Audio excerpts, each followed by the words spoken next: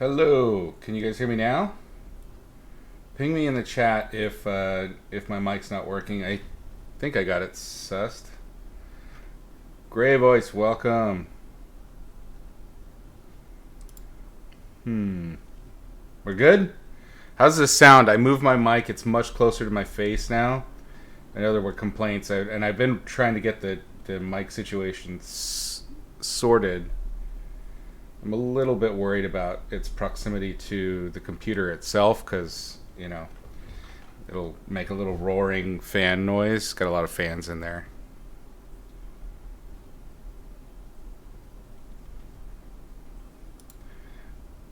Rumus, welcome. Yes, lots of tasty textures. We're basically we're playing with a brush set that I gleaned down from a much bigger set. It was more than double this size, so it's only painterly textures that we're playing with today. We're gonna hopefully finish this painting up, and then next week we'll get started on the freelance backgrounds that I got permission to do. So I'm super excited. There's a bit of noise. Okay. Bear with me while I try and clean this up a little bit.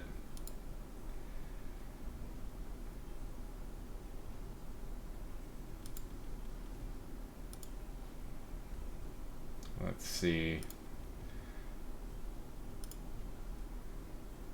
I turned up the audio input before. It's closer now. All right, we're just back to 100%. Has that eased up? The other thing I can do is drop the noise gate.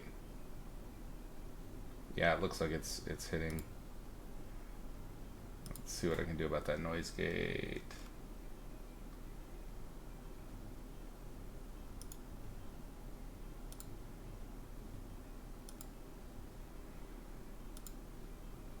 I'm adding it on the fly. Sorry, guys. Let's see what I'm doing here. The noise isn't too bad.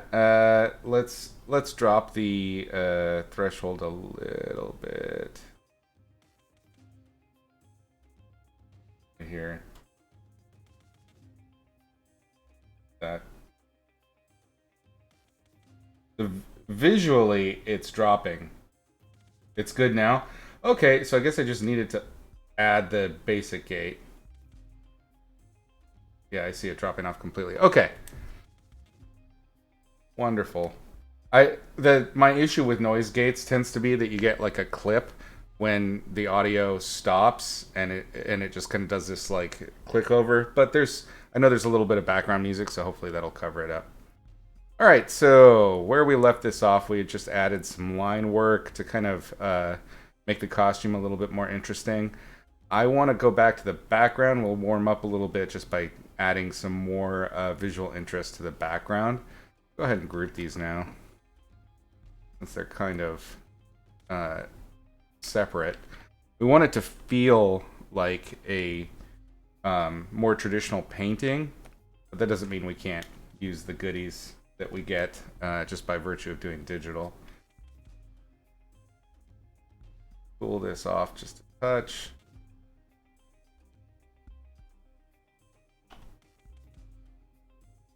Make it a little darker. How are y'all doing this weekend? Did you have a good week?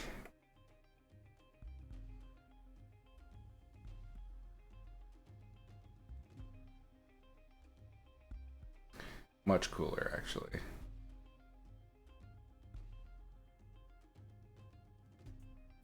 Cooler still.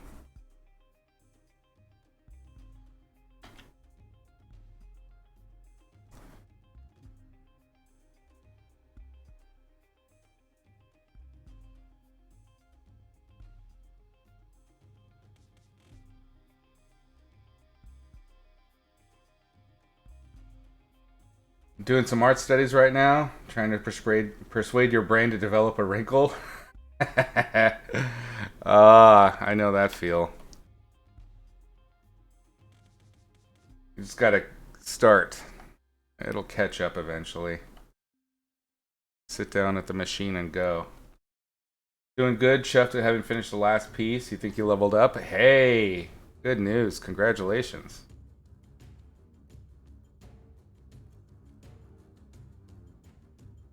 by cooling this part off, I'm pretty sure I'm gonna have to change, and darkening it, of course. I'm gonna have to change the local colors of the outfit to get a little bit more of a separation from the foreground and the background.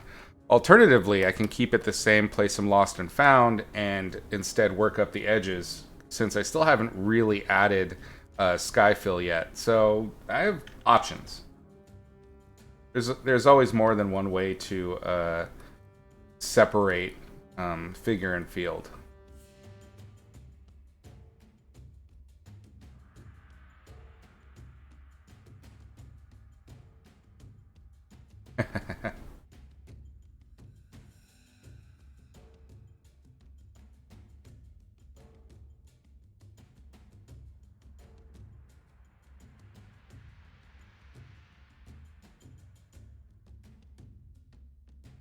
I wanted to just tone down the red a little bit.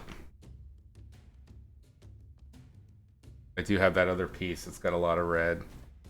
Kind of a similar vampy character, although it's a pure red field. This time I'm trying to do something more textural, so we'll vary up these colors a lot more.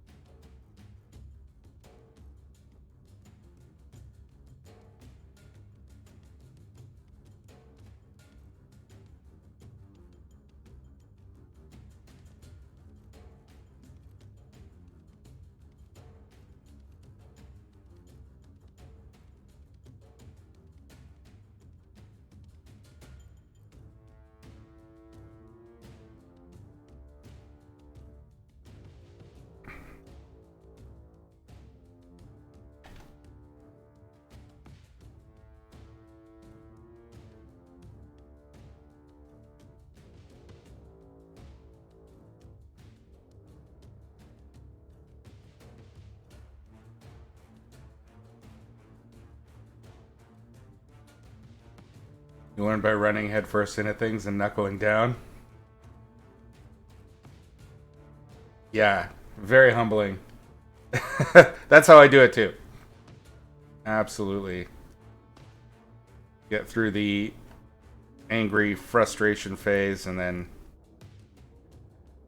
you level up just by force of will.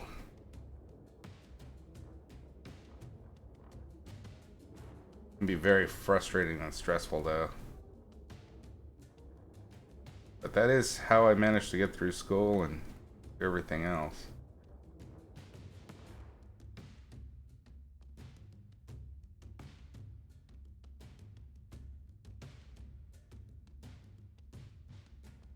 Gilrothy, welcome.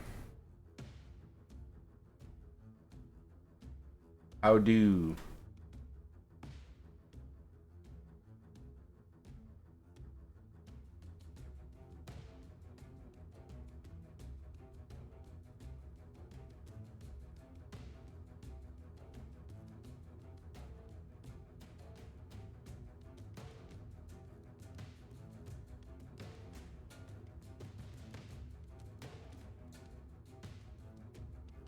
Yeah, I think that's the way I'm going to handle this overhang texture of the leaves. Because I want the visual complexity, but I don't want to do the work. Classic, lazy, busy approach. Some of these guys in, bring it up a touch.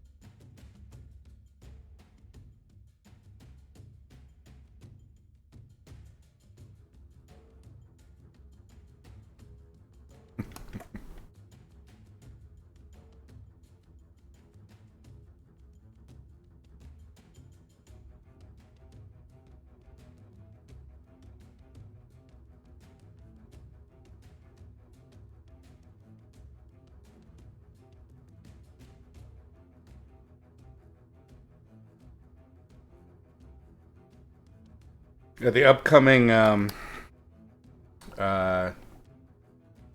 freelance background thing is going to be an interesting challenge because it's not just doing background painting, key art, but I'm gonna be trying to do style exploration because we haven't locked on a style for the backgrounds yet, so it should be interesting.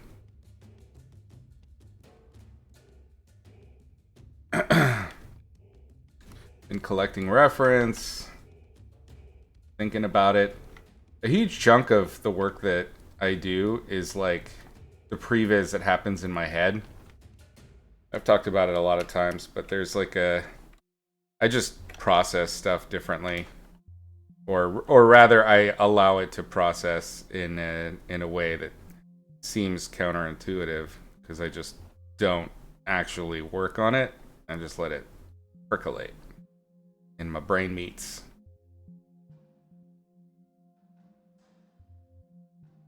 What that usually means is I don't uh, I don't do a ton of sketching ahead of time. Just kind of let it figure itself out. Brain is an amazing problem-solving machine. It really doesn't need tons of force to get some creative solutions. Kind of what it does, you know.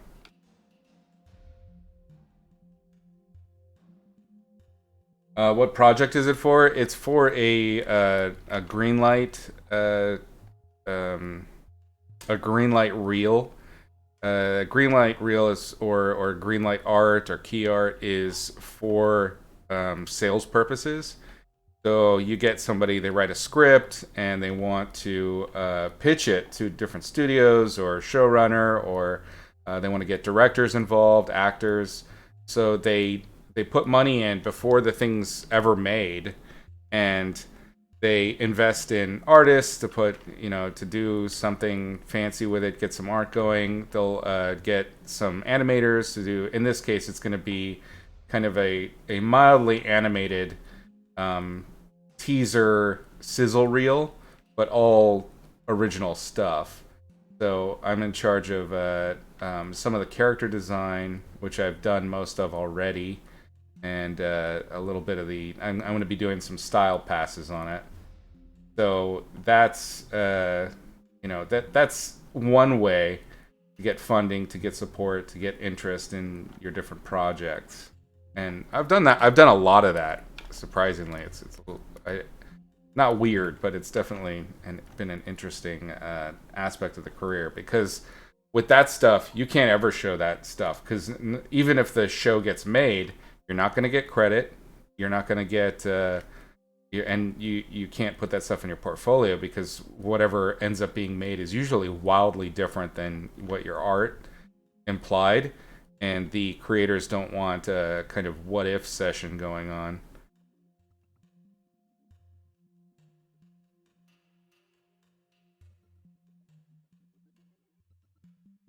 It's tough. Had a lot of work like that. I did some greenlight work for uh, the Fantastic Beasts. I've done it for some a big major franchise, an animated franchise that AGBO was working on. I don't know if they've ever made it or not. All greenlight previs for, I mean, recognizable stuff. Can't ever talk about it. Can't show it. That's the game, though. They're not only paying for your artistic skill, but your discretion. You know what I mean?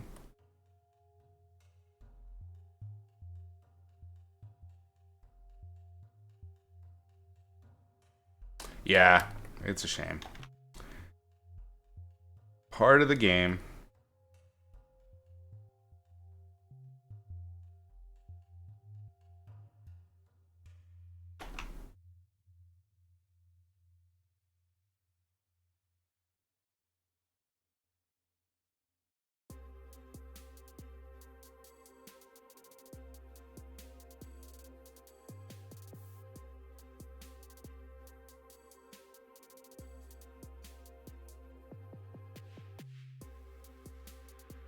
When you're at this level with the detailing, even though it's still loose, you use this a lot. Leaves, scales on dragons, things like that.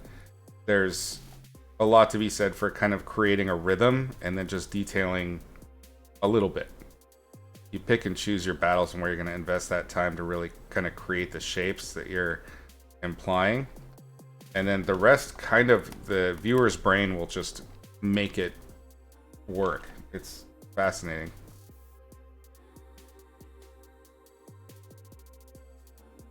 You can take a high contrast opportunity like this to really create a clear leafy shape. We already kind of have a triangle there.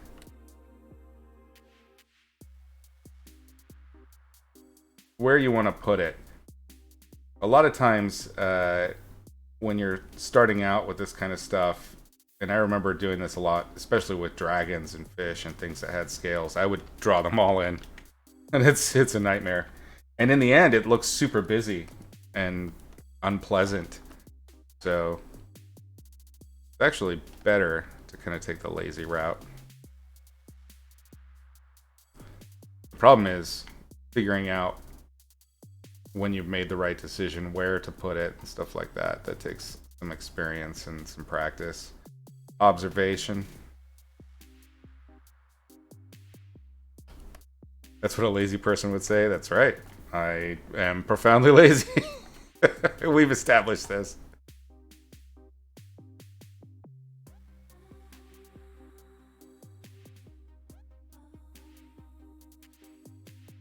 I don't know. I'm not being fair to myself. I can be very lazy, but when I'm inspired, holy crap, watch out.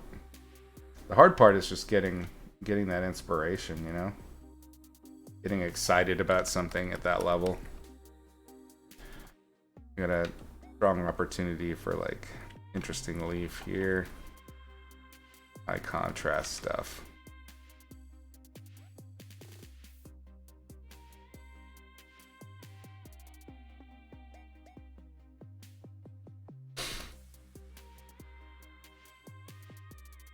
I'll allow it.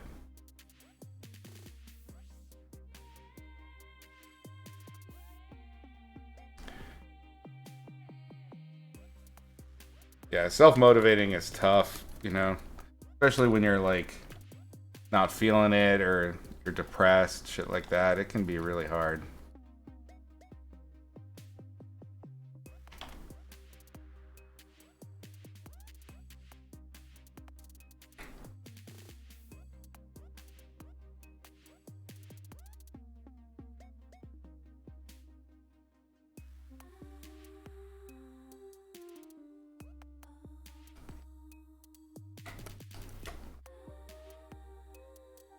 And then we'll find other places to kind of do.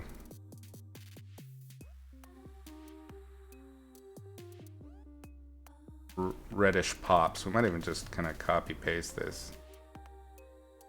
Digital.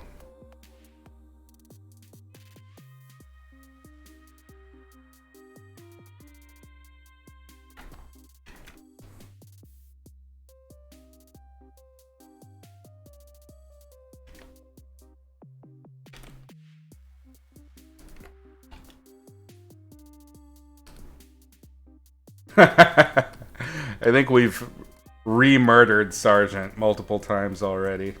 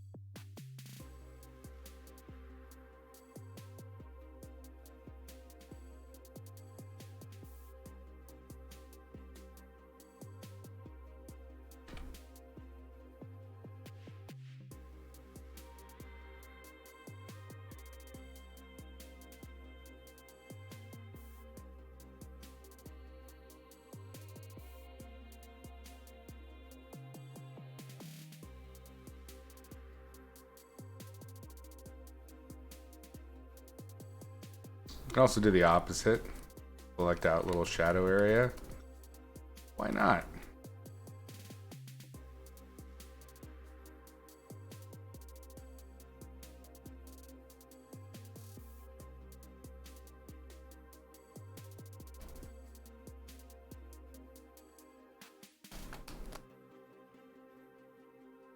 Let's just clean up some of these rando areas a little bit more, and then we'll get back to our figure.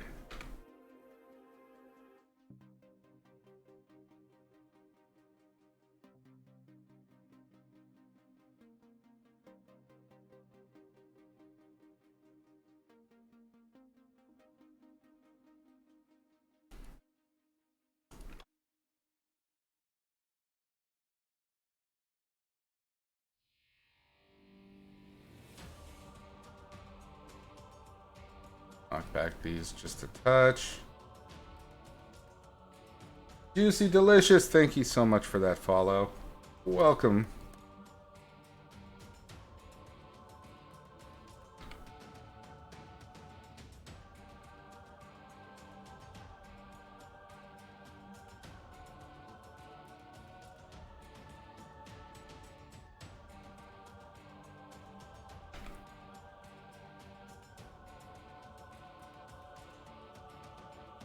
Can also do an select inverted, and then we can kind of pull out some shadows underneath that thing.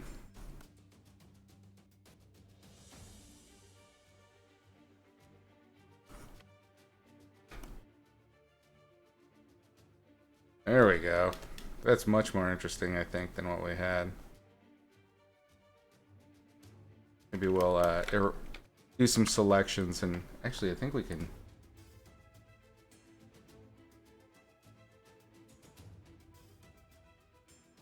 See if I can find one of those. Ah.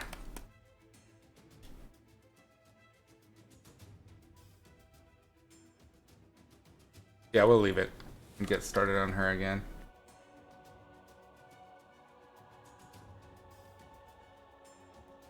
We're gonna merge everything down. Start a new one. Let's go ahead and clipping mask, and let's introduce another light source. Just a touch. See if see what we can get to come out of this. I want something a little bit lighter and a little bit cooler.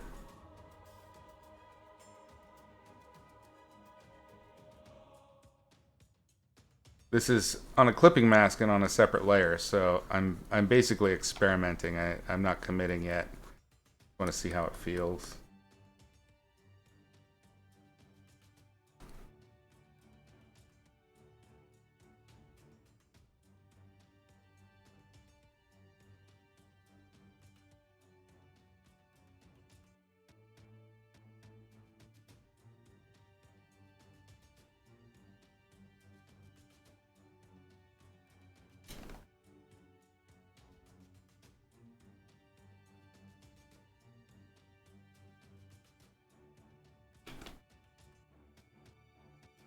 Two directional here.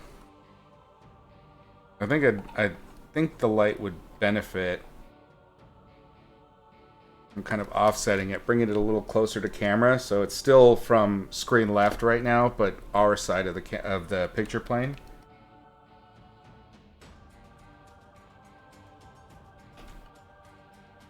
I think subtlety is still going to be key here.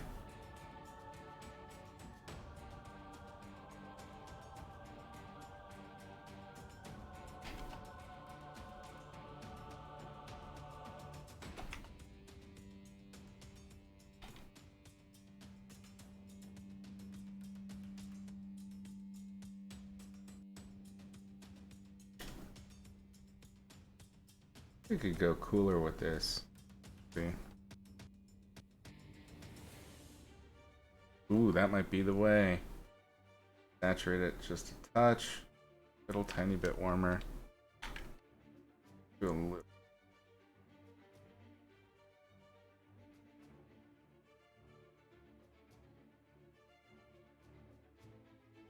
I think step in the wrong direction. We'll leave it at that. and we'll just start blocking in some lights.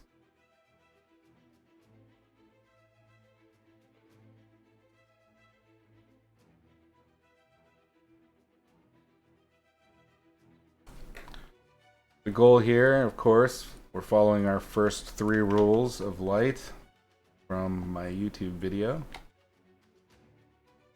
Directionality, any surface that's perpendicular to the light source.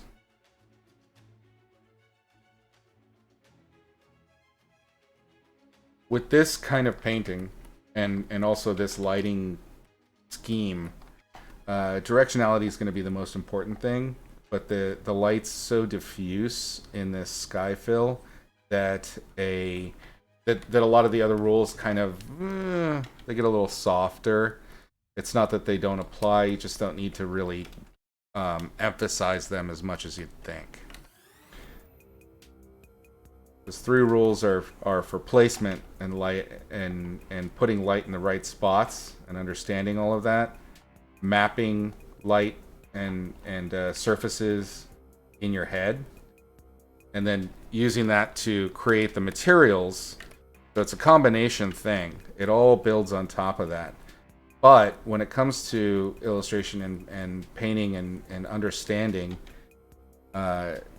those rules are not, they are absolute in terms of function, but they're not absolute in that you need to emphasize them all the time, because different lights have different behaviors. So of those 3/4 rules, it's more like a meter system. So you'll have like a fluctuation of where the different numbers would be for those elements.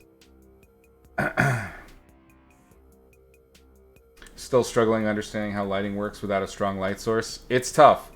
But that's basically what we're talking about right now is a diffuse light source. So you don't need to emphasize as many things. Your specularities are all but gone. They get really, really diminished.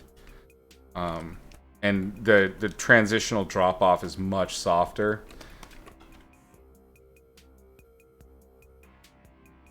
And in Foggy Scene, trying to apply the first 3 rules. The easiest way when you're starting out to imply atmosphere is to follow the 3 rules harshly, make the painting really strong and high contrast, and then go over it with a new layer with a nice soft airbrush type thing, and then literally paint in the atmosphere. What it'll do is when you get it to start to feel right, I recommend starting to analyze why it feels right, and then see if you can paint the implication of that atmosphere into those values when you first lay them down, rather than cleaning them up later. But cleaning them up later with an atmospheric brush on top is totally a normal standard way to do that. You got to feel your way through. Just like what I'm doing right now. You know, I have a clipping mask here. I should, because I had started this out as a alla prima, I should be painting it direct. But you know, I'm not certain about how the lighting is going to work out, so I'm experimenting with it before I lock it down. See?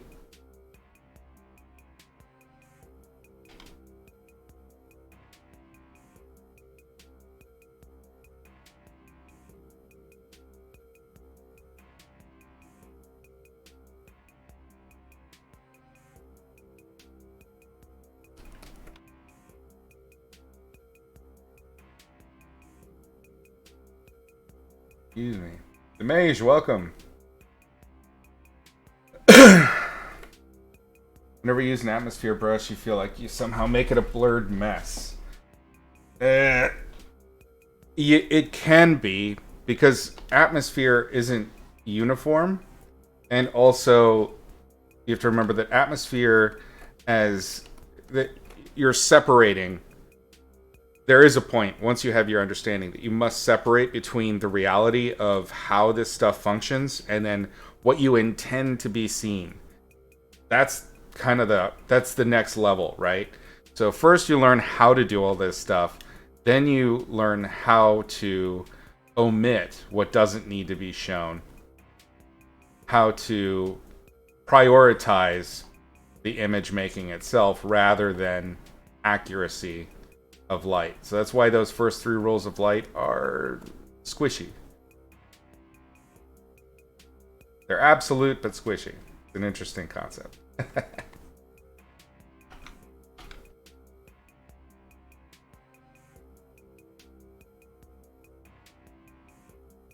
Sometimes reality isn't enough, or sometimes reality is too much. It can be either.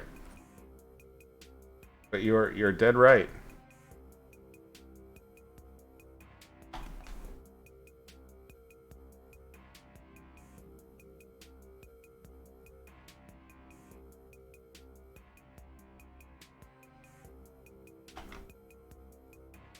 I think we need a stronger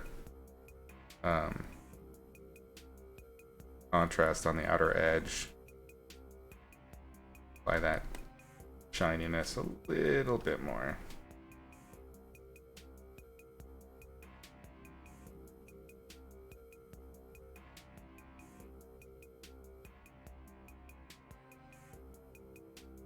Alright, we need to clean up our edges because they're a hot mess.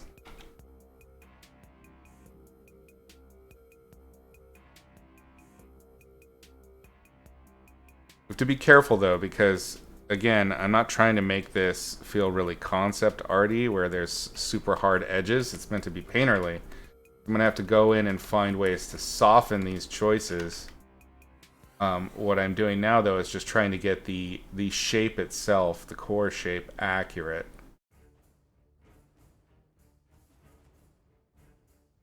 Compelling graphic design. It's tough.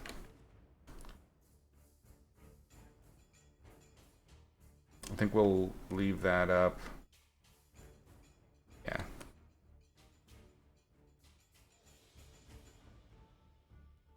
Get a stronger liner.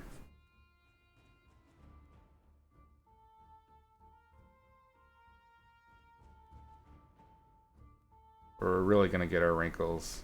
I haven't done it properly. It's on the interior. The corner of the compression is where the wrinkles should happen.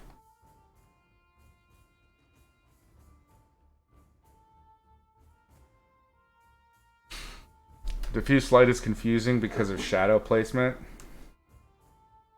Shadow placement with diffuse light becomes much more about form shadows rather than cast shadows. Your cast shadows get really softened. So essentially, in a way, diffuse light is easier to paint. It's much more forgiving.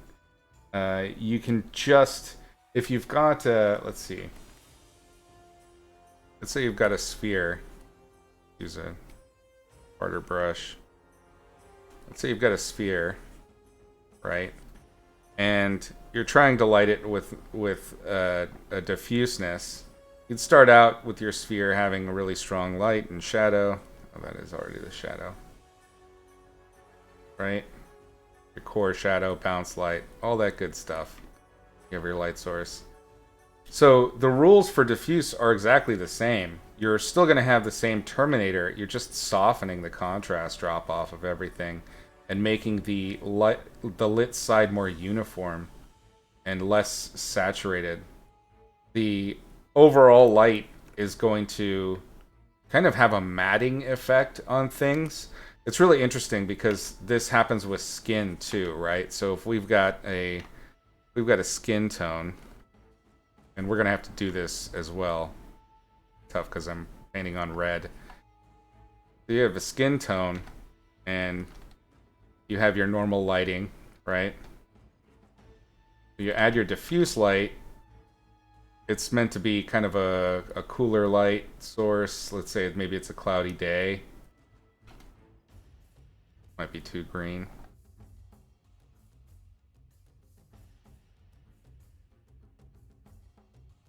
So what happens is that really softens everything down.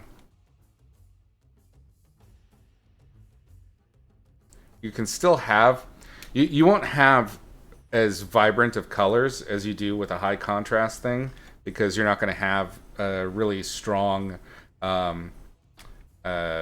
subsurface scattering, things like that. It can still happen, but it's going to be greatly diminished and everything becomes less saturated. Because that all of that sky, all of the atmosphere, everything is diffusing the light and it's casting it everywhere. Imagine ray tracing, right? So all those lines of light are going all over the place, mixing the local color with other colors and kind of homogenizing everything. This also means that, like, if you have a surface that's coming out, you're not going to have a strong cast shadow from that thing. Let's do a nose here, right? Ball with the nose. You're not going to have a nice strong cast shadow like this. Everything becomes really softened.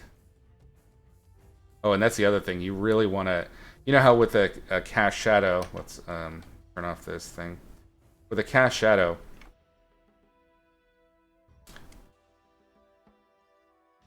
You have it coming off of that thing from a direct light source, right? God damn it.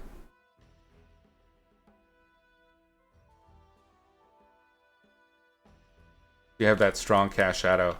With the diffuse lighting, you're going to lose a lot of that depth, and everything's going to become really soft on the edges.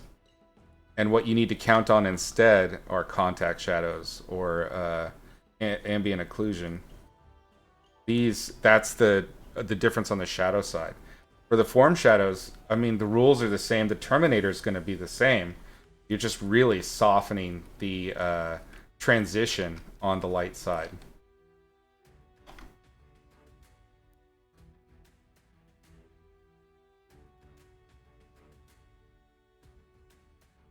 Makes sense what I'm talking about?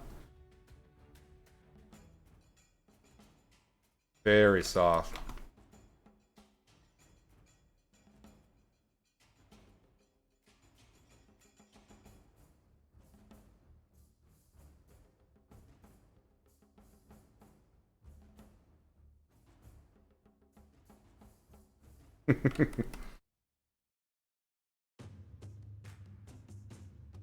Gonna run head first in some diffuse light settings and see how far that goes after the anatomy stuff. Nice. Baby brain question. There's no such thing as baby brain questions. How can you tell which parts are lit with diffuse light if the light is not as directional as a strong light source? Because it follows the same rules of light. Watch, if you haven't seen the 3 rules video, watch it again.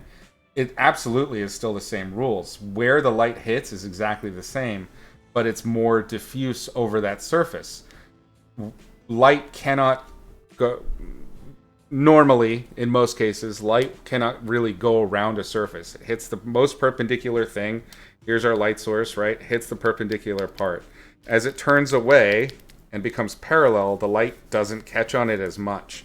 So that light operating in a vacuum isn't going to... The Terminator is going to be the point at which that object becomes most parallel to the light source as it's going down, the rays. What gets iffy, right, is so with a high contrast light source, that's hitting, you're going to have a hot spot, right? And the hot spot is generally the most perpendicular point to the light source. When you're talking about a specular, it's the point between the camera and the light source, and you'll get your little hot spot specular. But the hot spot of the light source itself, the brightest part that it can be on its own, not counting material change, is the part that's perpendicular to the light source, wherever it may be, right? And then the parallel part goes off. That said, with the diffuse lighting, when it's hitting, or where it's coming from, that's more scattered. But that doesn't mean that directionality changes.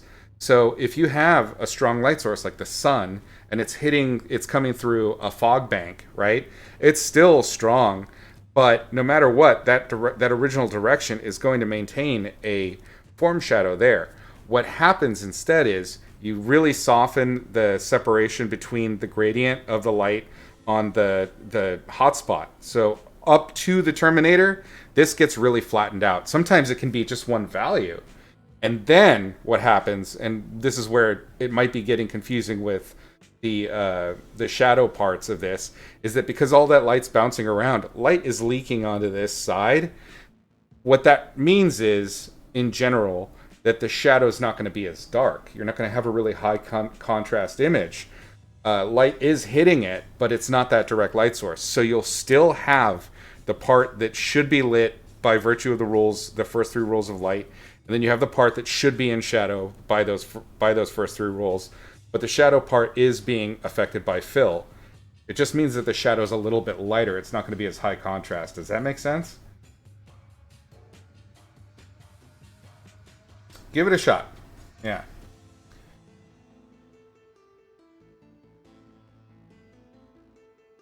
How much light is bouncing around? I mean, there is formulaic math you could just apply to it, but that's not necessarily how I learn. Really, your best bet, instead of just trying to paint and experiment, is to look at images, study them, paint from the images, and try to understand why it's behaving the way it's behaving. Toss these out.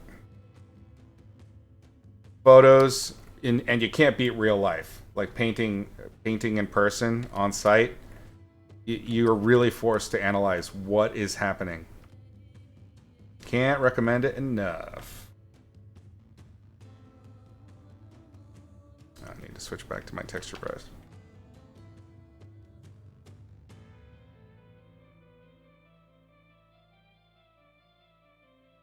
I feel it's harder to achieve punchy images when the shadows aren't as stark. That is an understandable perspective, and one that I have held in the past. That, of course, the most dramatic and most interesting images are going to be the ones where you have strong, high contrast compositions. But that's not necessarily the case. It comes, a lot of times it'll come down to narrative. So what is the story you're trying to tell there? And the story can the implied story that the reader picks up on can be more dramatic than the image on its own.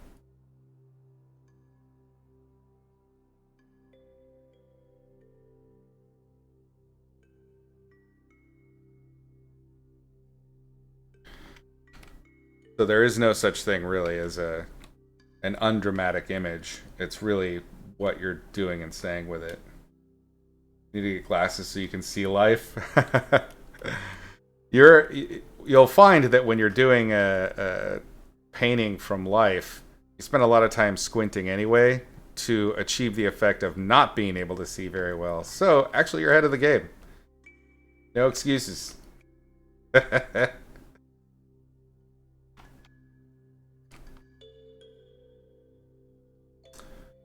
Do I still have that line drawing somewhere? I wonder. I get rid of it. I must have got rid of it. Went through all that trouble. Lost it. Oh well.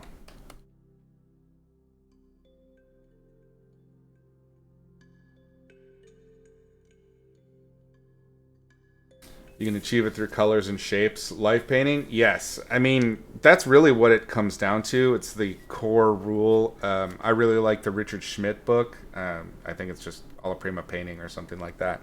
But he brings it down to the base concept of, in order to paint something realistically, you simply put the right color, the right value, and the right shape all combined into one spot, and then you put the corresponding correct color, shape, and value into the next spot. That's it. You just do that 1,000 times and you have a painting, and it'll look real. So, in terms of getting the, just observational aspect of it, glasses aren't vital. Being able to see, you need to be able to see, but you don't have to see perfectly. It might actually aid you to not. I have a whole video on squinting, like on how to force your eyes to see, and simplify the surfaces so that you can see the essentials of what's there and not fixate on the details. Because the details are the enemy of the starting painter, always.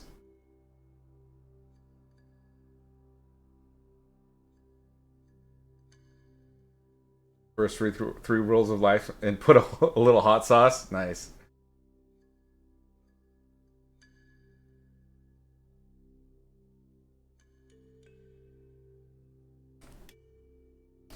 Alright, let's do a little more fill. I think this is gonna... I think we really need to actually lock in some bigger darks. We had some accent values, but our background is now starting to get into the same vein. So let's go ahead and drop this another like 5-7% in value, and do another accent pass. Let's see where that gets us in terms of the figure.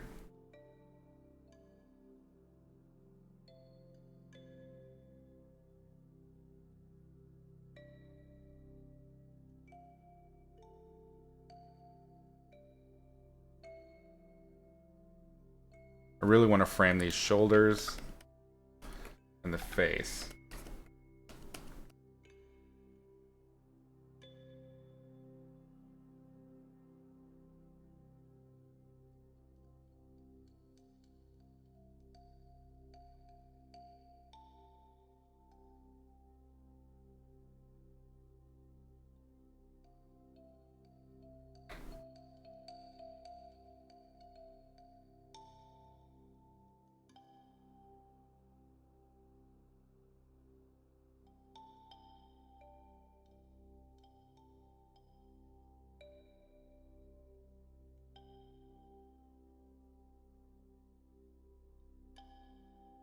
I am doing line work, but I'm not really interested in detailing just yet. I'm just trying to figure out the flow of that hair.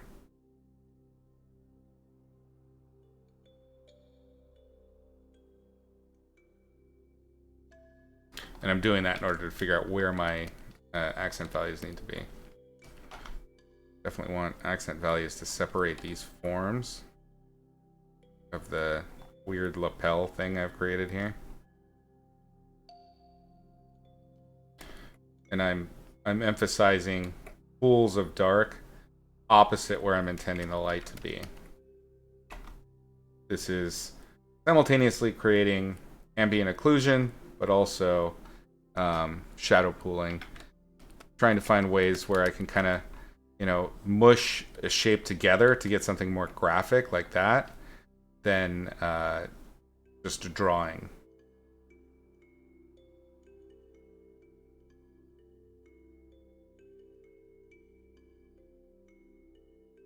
This is the big and difficult difference between painting from life and painting out of your head. Is when you're painting from life, you can mush those shapes you can see those shapes mushed together, and you don't have to make sense of them. They just are. And so you observe it, you create this combination shape of, just mushing things together, and now it's describing that form. When you're painting out of your head, you have to find opportunities for those moments instead of just observing them. And that takes practice of, in particular, painting from life. Learning where these kinds of things are likely to happen. But shadow pooling can be an extremely rewarding element in your work. Like I'm tempted here to keep this detail of the lapel folding over, but maybe it's better if I just keep the top edge of it being lit and then pull that in with all of this stuff. Maybe that graphic read is a better, more realistic feel. That's somebody asked in, I think it was the last session, why do I often start with just blocking in color and starting to paint, or do I draw first? One of the reasons that I try to block in with paint initially and then draw after is because then I'm not beholden to the drawing, and I'm not favoring the drawing over the graphic read and the graphic shapes, if that makes sense. You can totally end up being partial to something, and it's not right in the end for the final product. But you like it because it looks good.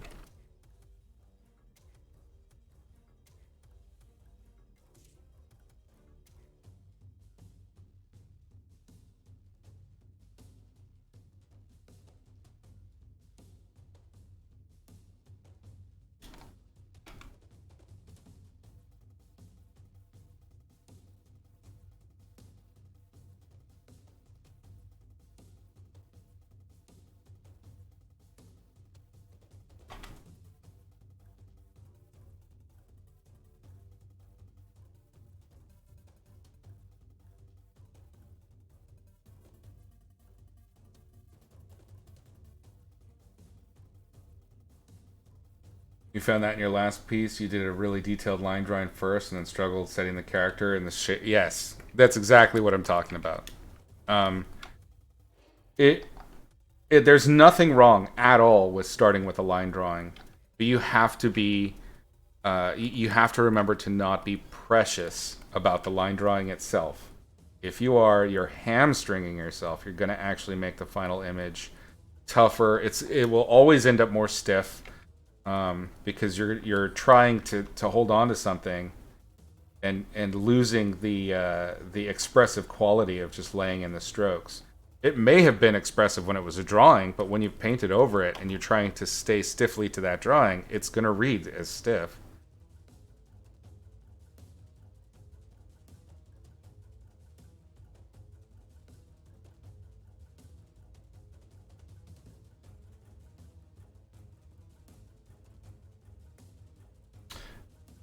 It refuses to work in line, it works in form. Yeah, I get that. I operate much the same way, but once I forced myself to learn line, it actually improved my understanding of form. And that was I had the same instructor as Peter Hahn, and we learned how to structure things using line, and it's almost like AutoCAD. You're very much kind of analyzing the form of something and then constructing it almost like a 3D object.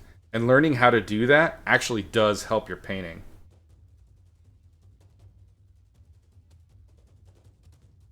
Oh my god, this auto mod is absurd.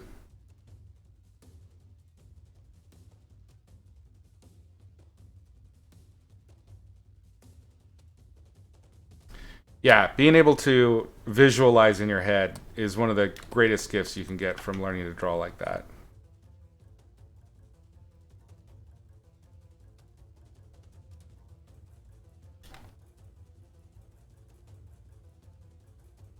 So I want this to feel like kind of a really satiny leather rather than a super shiny PVC type leather. And that's gonna be a real challenge here. It's about There are two things that you have to really consider: the contrast drop off shininess of your leather when you're talking about different materials of leather, and then also the shape of the wrinkles.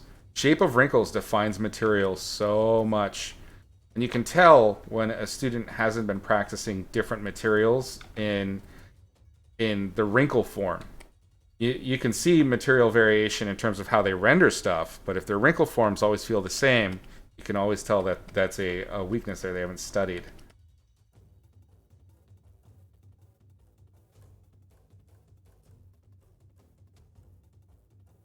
Jacob, welcome. Glad you could join. But you've noticed the more you actually understand what you're painting, the more things like perspective rapidly become intuitive. Yes, they're married. You can't separate the two. Drawing and painting they're absolutely the same family. You can't omit one.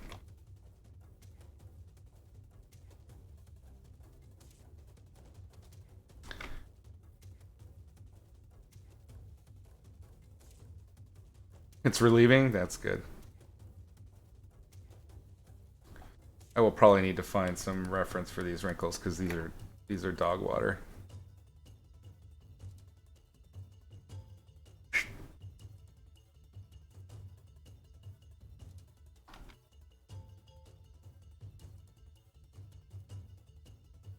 I don't want to make it all black either. This is kind of a challenge here.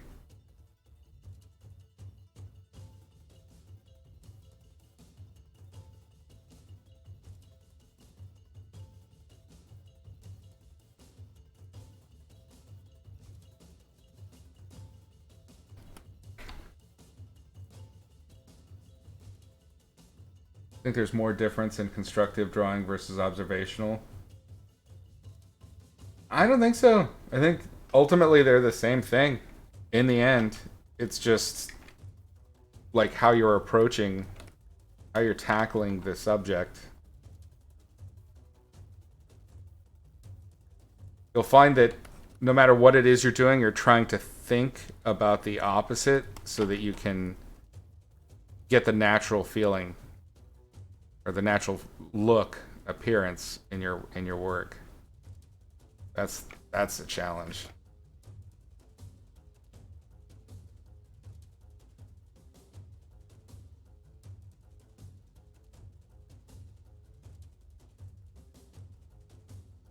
Okay, so we have a big difference in the length of forearm here that I hate.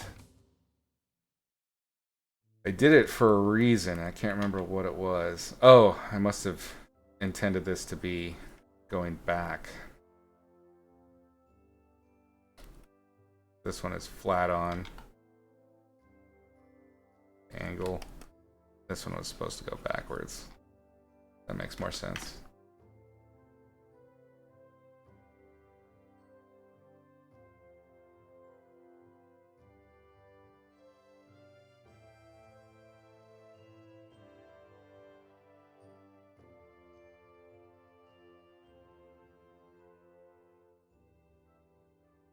Which means all of these wrinkles are wrong. We need to get this more turned away from us. The upper arm.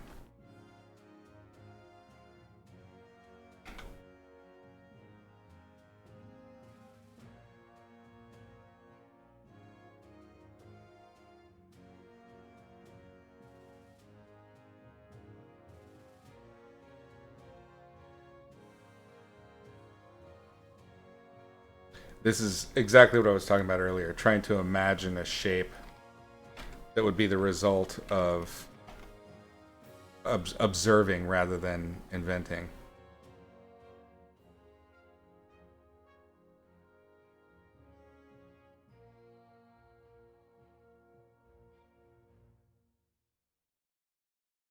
To be careful, because again, the goal, or one of my goals with this second session was to avoid just doing a rim light solution, which is great. I love rim lighting. It's especially good with concept art, but it can be a little bit lazy. Let's be honest.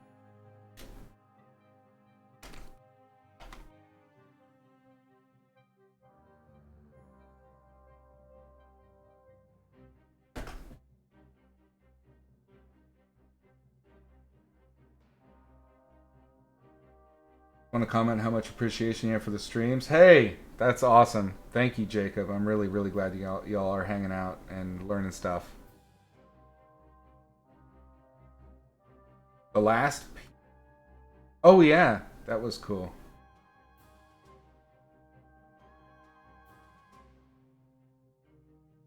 Nose person. Breaking your back trying to find work. I know that feel.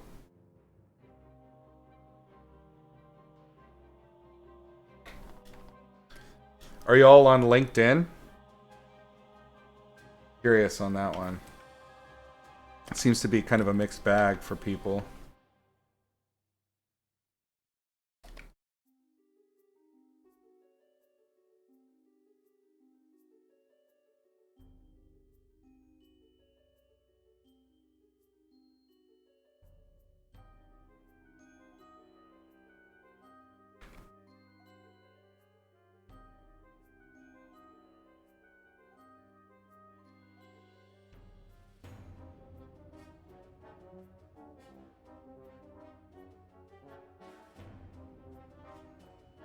It's a tough shape. May have painted myself in a corner with this one.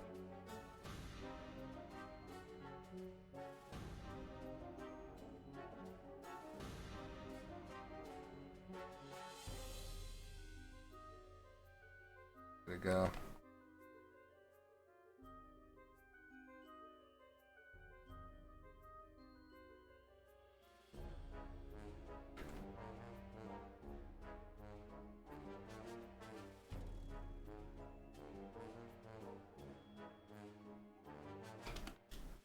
Yeah, that's much better, I think.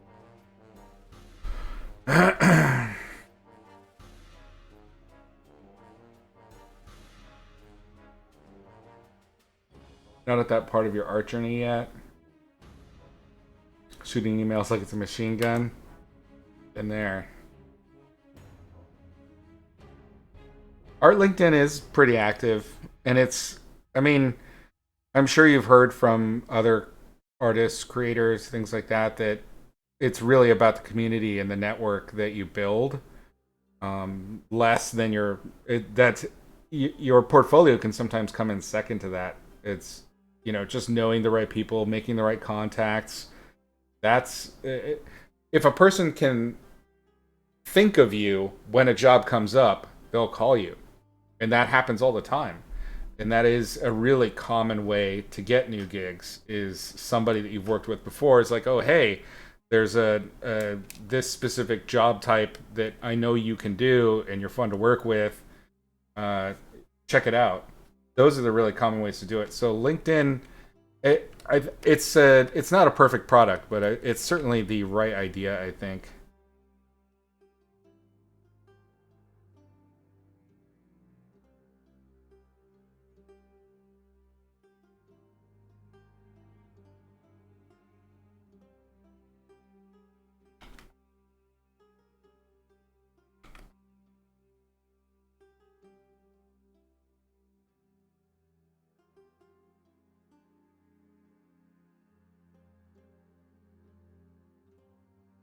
Should LinkedIn be good for freelance illustration? Sure, can be done.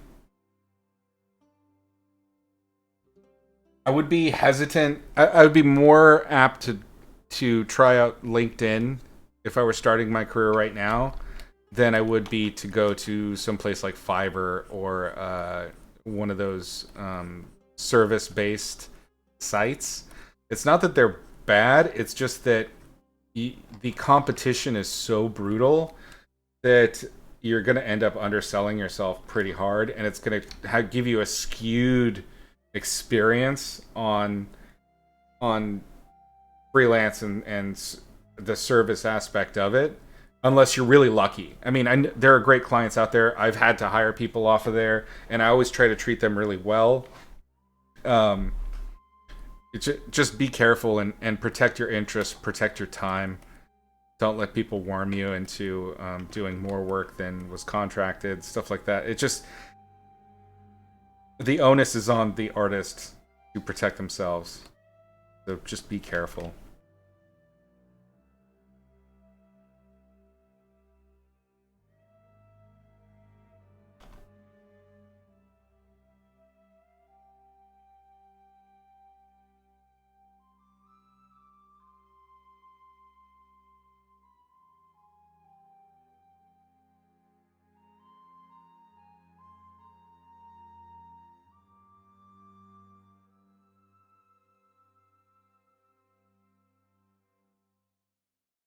Once you have your shape worked out, like I have with this sleeve, really then it's just about rendering after that. Because I feel like I lucked out. I managed to get it to work.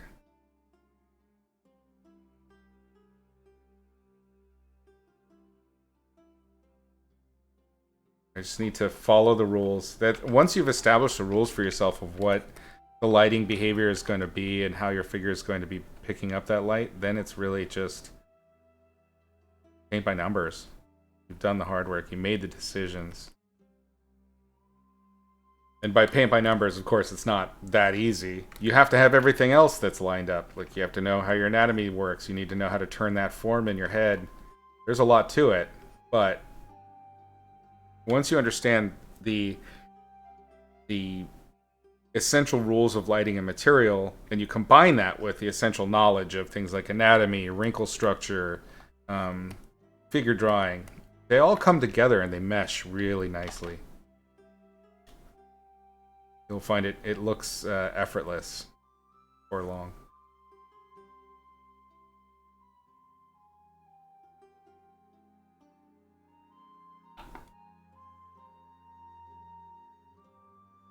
What happens when you've worked with someone first? It's not really applicable when you're trying to break into professional work. Yes and no. I mean, LinkedIn is basically a way to try to network before or on the way to having the standard networked experience. My opinion on photography is a complementary skill to painting. you dabble and it seems to help. I think photography is super important to painting. A lot of the things that I teach with painting come from photography, come from 3D. So I'm very pro photography. I understand the function of it. Like I know how to compose an image. Obviously, that's like your graphic design stuff. But I also have learned the mechanics of the camera. But I've never really owned one, so I haven't had that much practice with it. I would love to. I've been kind of like half-assedly shopping for a camera for years.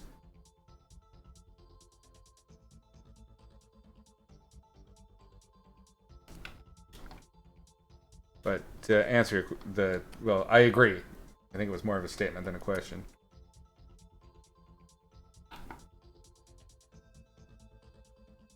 Heard of people using Fiverr to get in contact with businesses? Yeah. Yes. Although Fiverr and recruiting agencies are very much angled to keep you from transitioning out. They make their money by being a middleman, so they want to keep you there.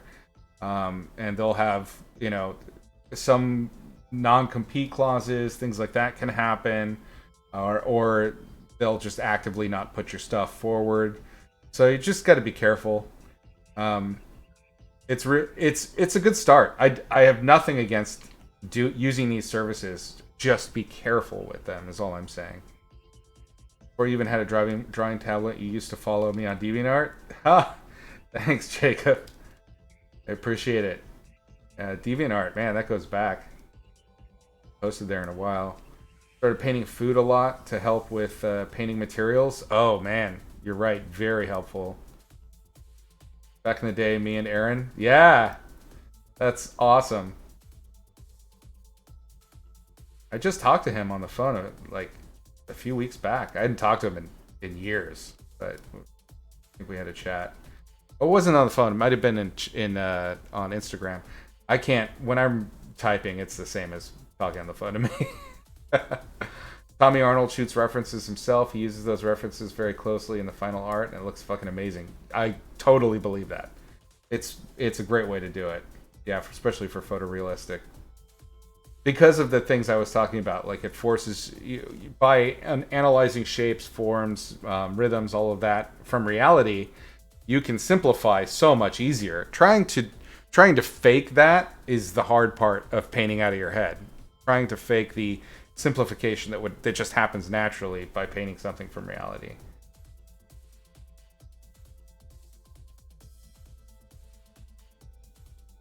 Maybe a photo room on Discord could help for posting and gear talk. Sure, we can set that up. Can you remind me after we're done with this session?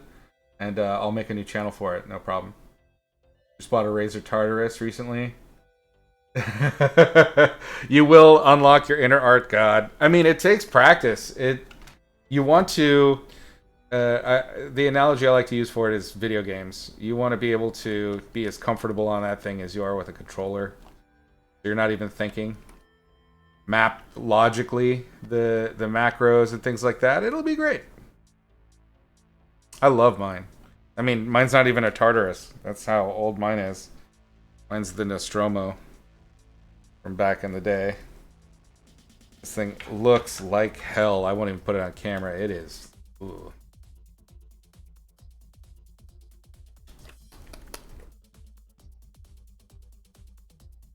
How we doing on time? Good, good.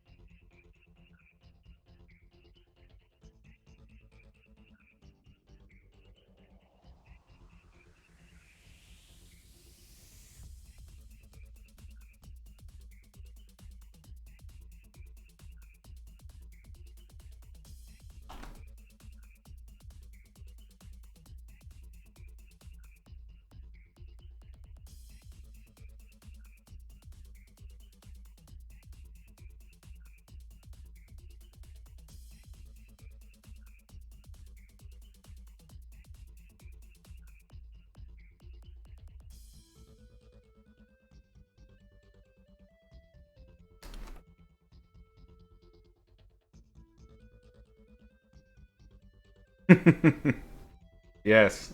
Get the no scope headshots.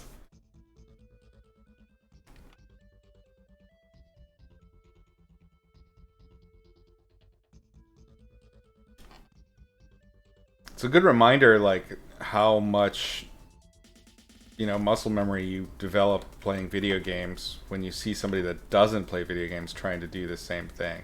Like just think about just moving through three-dimensional space with dual sticks, right? Like that's something that's pretty much unconscious for a lot of people, but there are tons that don't play video games or never really found an interest in it. They sit down and then they try to operate that, and it's horrifying for them. They can't do anything. Um, you want that same kind of muscle memory with your Nostromo or your Tartarus.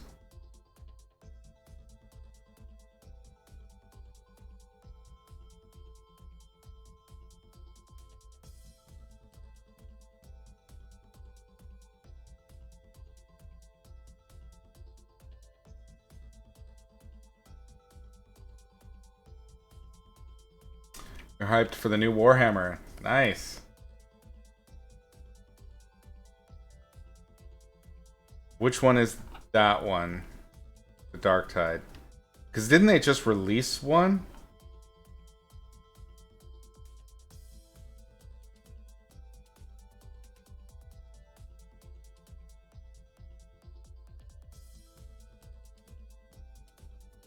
Oh, okay.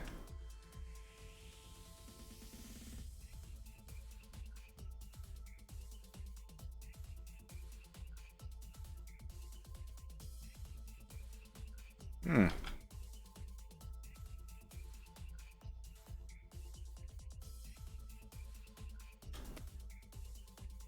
Very nice.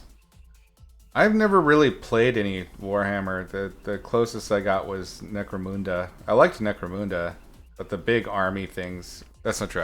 I tried it once and it was just too much. But I like the gang concept. I also really like the system of buying your army on the fly. Like that's really cool. They get the ambience. Nice.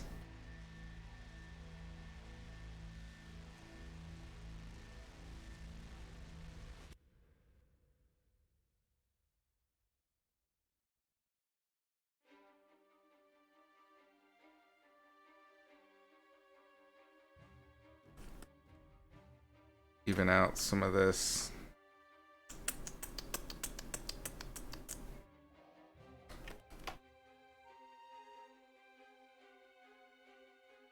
I want to soften the brush strokes here. I want to keep it rough and not over rendered.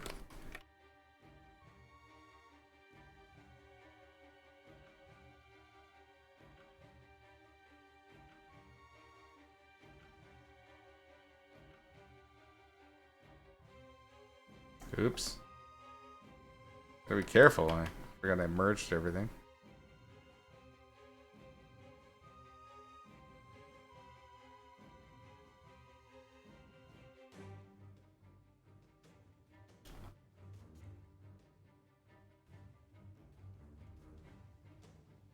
Okay, it's not. I'm not trying to do cleavage here. I'm trying to do this clavicular pit. Definitely want to make sure it doesn't read as cleavage.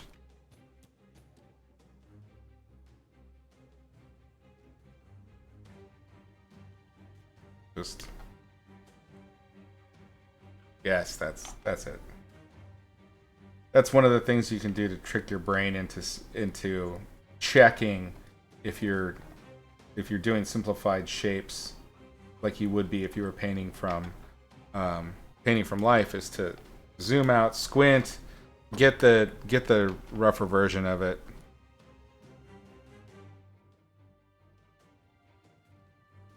You just want to double check. That doesn't mean don't render on top of that. It just means don't kill your shapes for the rendering.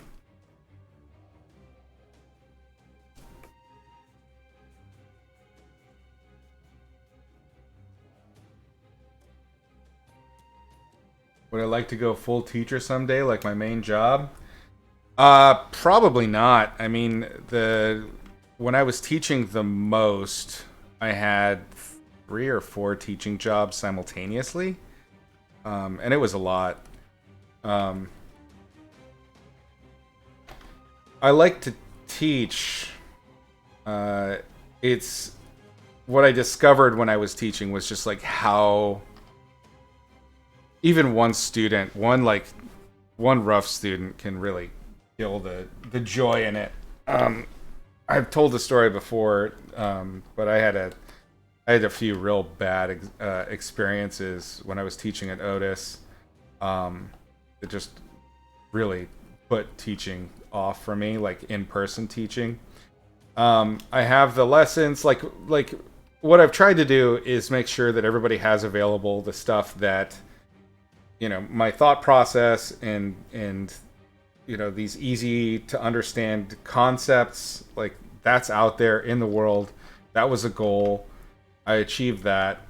But when it comes to in-person regular teaching, like as a main job, nah. Also, frankly, teachers just they don't get paid that much.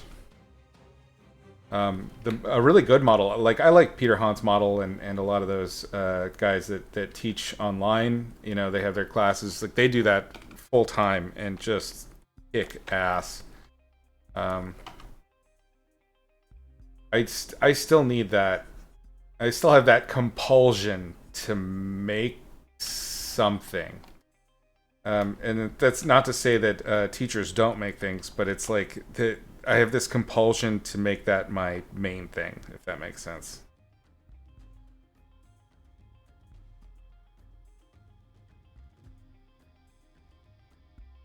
It's probably some manner of imposter syndrome. I feel like I haven't made it.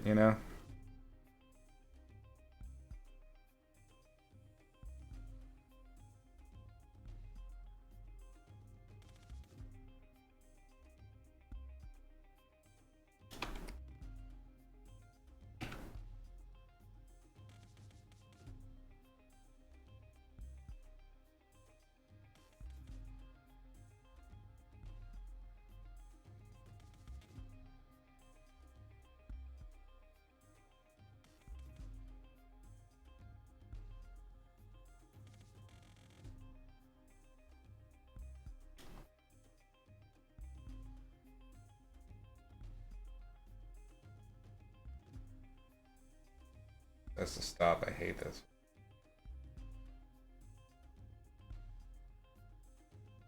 Obnoxious.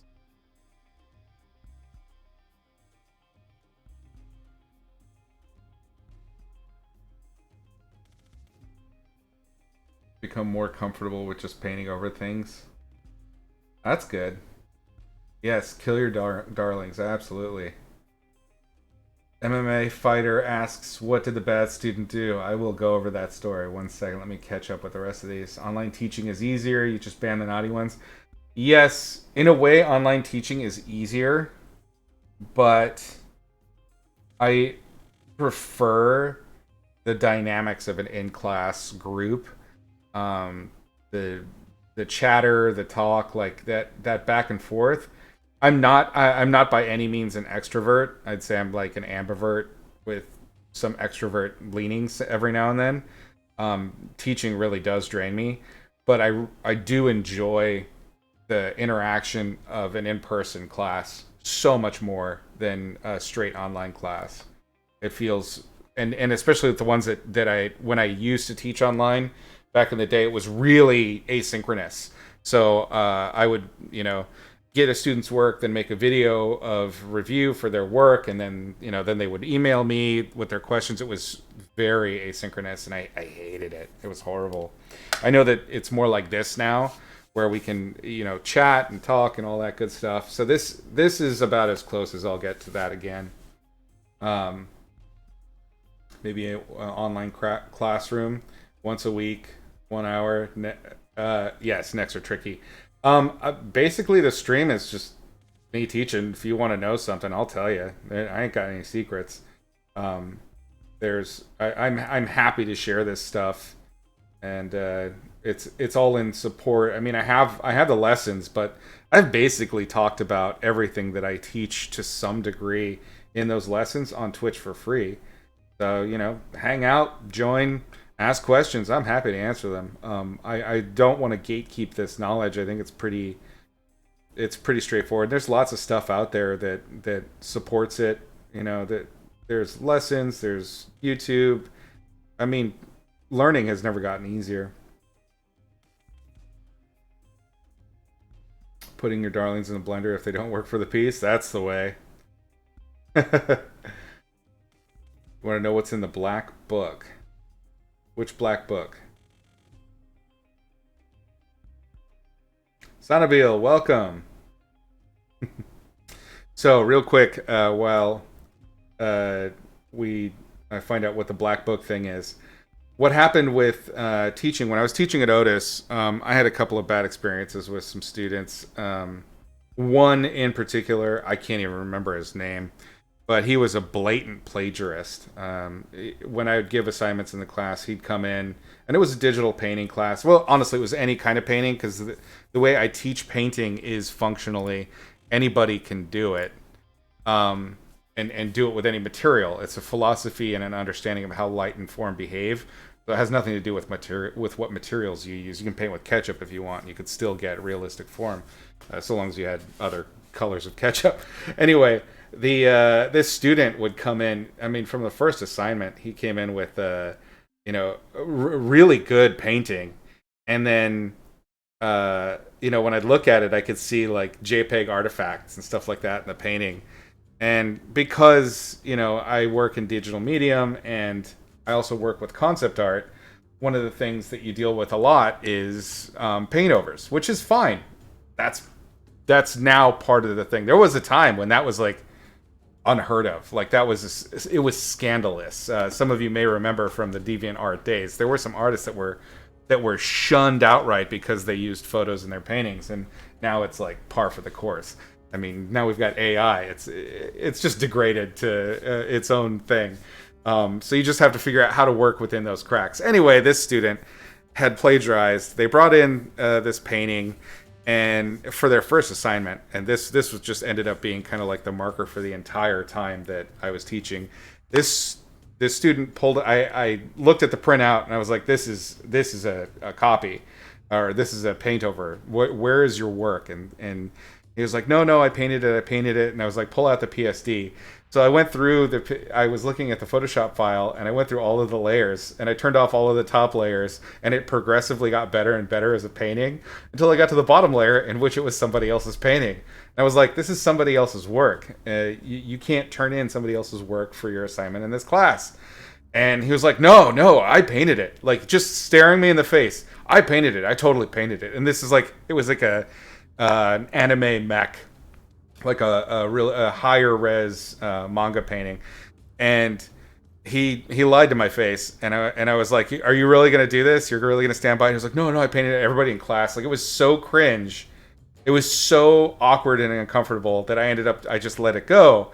Well, he did this again and again. I mean, I had one assignment where what I had the students do, and you guys may be interested in doing this. You take like a painting of a semi-realistic painting, like a sergeant or something like that, that's got pretty solid lighting, and you would take that painting, make it black and white, and then change the lighting in it. So you have to add a new light source somewhere, change the lighting, change how the cast shadows work, add a couple of lights, or add a colored light, which was the more advanced for color. It was a great assignment. A lot of students, they worked their asses off. They were really trying to get these concepts, and they were challenged, and I could see the improvement. This kid came in with his painting. It was all printed out, and the painting was set up, and I could see the original artist's signature still. Like, it was all JPEG artifact. Like, he'd gotten better at hiding the artifacting, and that he would get higher res images. But it's like, he's just turning in other people's work, and he did this for every assignment. Every assignment was plagiarized. The final assignment, he said, he was going to bring in an original painting that was done traditionally. So everybody, big final project. I don't remember what it was. It might have been Magic Card or something like that. It was a big final project. Everybody was really excited. Everybody turned in some incredible work. Like a lot of the students that were in that class are now, lead concept artists, Naughty Dog, Sony Santa Monica, Riot. Like they're top notch. Some of them are art directors now. And this kid comes in. He came into class late. His painting was like 8% done. It was like a big cold press board. He'd painted like maybe 25 strokes on it and was like, oh, I'm not done. I'm working on it. And I was like, cool, man, whatever. Just set it over to this side. Let me get through everybody else's reviews and critique. So I made the class quick. He wasn't the only one. There was a lot of other people that had dropped the ball, but this kid was just such a dick about it. But this is where it really hits the fan. So I closed up the class, pretty early. We only did like 30 or 40 minutes of crit, and then I was like, cool, I've had enough. I'm going home. It's the end of the term, and so I had to do grading and all of that sort of stuff. I go walking to my car. I had a little Mini Cooper S. I was walking to my car in the big parking lot at Otis. Climbed into my car, or I was getting ready to climb into my car. I'd loaded my backpack in, and this kid comes running out of the dark at me like full speed, right? And I'm thinking, holy shit, it's going down. This kid knows that he's failed, and I'm going to get like a flying hammer fist in the face. My nose is going to explode, and it's going to be very upsetting for everybody. He comes running at me, top speed, slams to a stop right in front of me, and he's in tears. And he's like, Izzy, professor, master, you need to let me pass. You got to let me pass this grade. I know I didn't do great. I know I was plagiarizing. I'm sorry, but you got to let me pass. You can't fail me, this and that and the other, right? He's full on sobbing. He's bowing, scraping, the full deal. And it is, again, magic cringe to the nth degree. Highly upsetting. So I'm glad that I didn't have to throw down with a student in a parking lot. That was good. And I was like, you really didn't put in the effort. You're going to get the grade you get. It is what it is and all this stuff. I'm really sorry. And he's like, oh, no, it's terrible. Like, I have all these other things. I'm like, I get it. I had the same issue. I had to work in school. I had to take out loans. I know what this is like. And he's like, oh, no, it's not that. He confessed that the reason he needed to pass was because he was on the Cal Grant. He had a full ride for free to go to school. I had to take out loans, $150,000 in loans to go to Art Center. This kid went to school for free and was not doing the work and insisted that I let him pass just so that he can keep his grant. So that was it. That was the straw. I'd had other issues, but this kid, I've never wanted to deck a kid so bad. I was furious. Like, up until that point, it was just awkward and cringy. But when he was telling me that he'd managed to get this grant, and I struggled so hard to get financial aid, all these other students that try so hard trying to get financial aid, trying to get help to get through school, can't afford it. This asshole has coverage he's taken care of and doesn't use it, to the point of insulting his peers and his instructors. And I wasn't the only instructor he was doing this with. So it turns out, I found out later, that he was, that whole time, I'm going to allow these, hold on. That whole time, he'd been obsessed with, I think it was World of Warcraft or something like that. And he wasn't actually doing his work. So there you go. That was just one of many goofy-ass stories in which I realized that teaching wasn't for me long-term. That full-time teaching, I couldn't do it. So I might do panels and classes again. More of an adjunct professor type deal, but never full-time. No. It's a lot of pressure. It's a lot of extra work that's outside of the classroom. And in the end, it's kind of like art directing in that you really don't have anything solid to show for it. You don't have a portfolio from that. So there's still that selfish part of me as an artist where I want to have something to show for what I've done. I mean, in a way, what we do in here is perfect because I do have a final product. It's not what I'm finishing in here are not like the super high end job getters, but there is something. You know what I mean? Like enough time is spent with me painting and blabbing away, that there's a product with a fucked up neck, but there's a product. All right, so in my story, I missed some responses.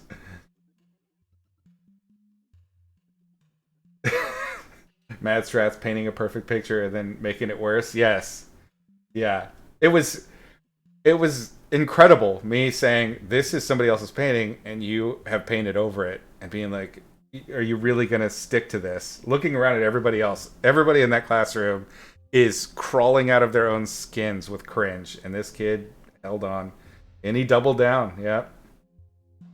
The DeviantArt watermarks, right?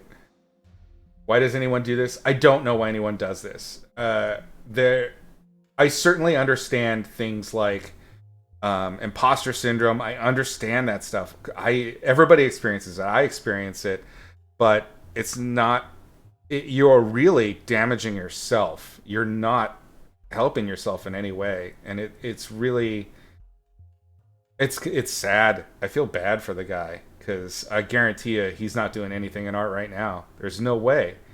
I've had a couple of students that struggled with the social side of things quite a bit, but they've pulled it together, and they're working, they have gigs. If you put in the time, if you really put in the effort to improve as an artist and make that happen, you can make this happen. Really, it's kind of the social side that you can completely munt and lose. Good one, 4D. I did not pass him. This is fucked. So I was like, I'm kind of done with teaching. Not just this kid. There was other things, but what really, really nailed it was that kid. I failed him in my class, and the head of that department and the school passed him anyway. They let him graduate, even though multiple teachers said they had issues with this kid. And they did it because they didn't want to obviously they didn't want to have it affect their failure rate. So there you go. A school will take the money of a kid and this, Otis is absolutely not the only school that does this. All schools do this. If it's a for-profit school, absolutely that's going to happen. They want to make sure that it looks like they have nothing but successes. So they'll just let jackasses like this slide through, and it does nothing for anybody. It lowers the quality of a person that graduates from that school. It lowers the quality of the word that their degree states. It puts somebody out there that thinks that they're of a certain quality, and they're just completely failing in that front. I mean, it's not good for anyone except for a company that's looking to make money. Yeah, total clown. Can't afford anything other than Gumroad ArtStation lessons, so this makes you big time mad. I get it. But that said, Gumroad ArtStation lessons right now are the education that I paid as much as I did for. I'm selling for a fraction of that because, and I cut out all the bullshit. And a lot of the people that are teaching now with those kinds of packages online, not all of them, but I'd say it's getting better. It's getting better and better and better. The ability to learn on your own, to be an autodidact. Like, there's never been a better time to be an autodidact in art. The ending is kind of sad, yes. I think there's a real market for mentorships.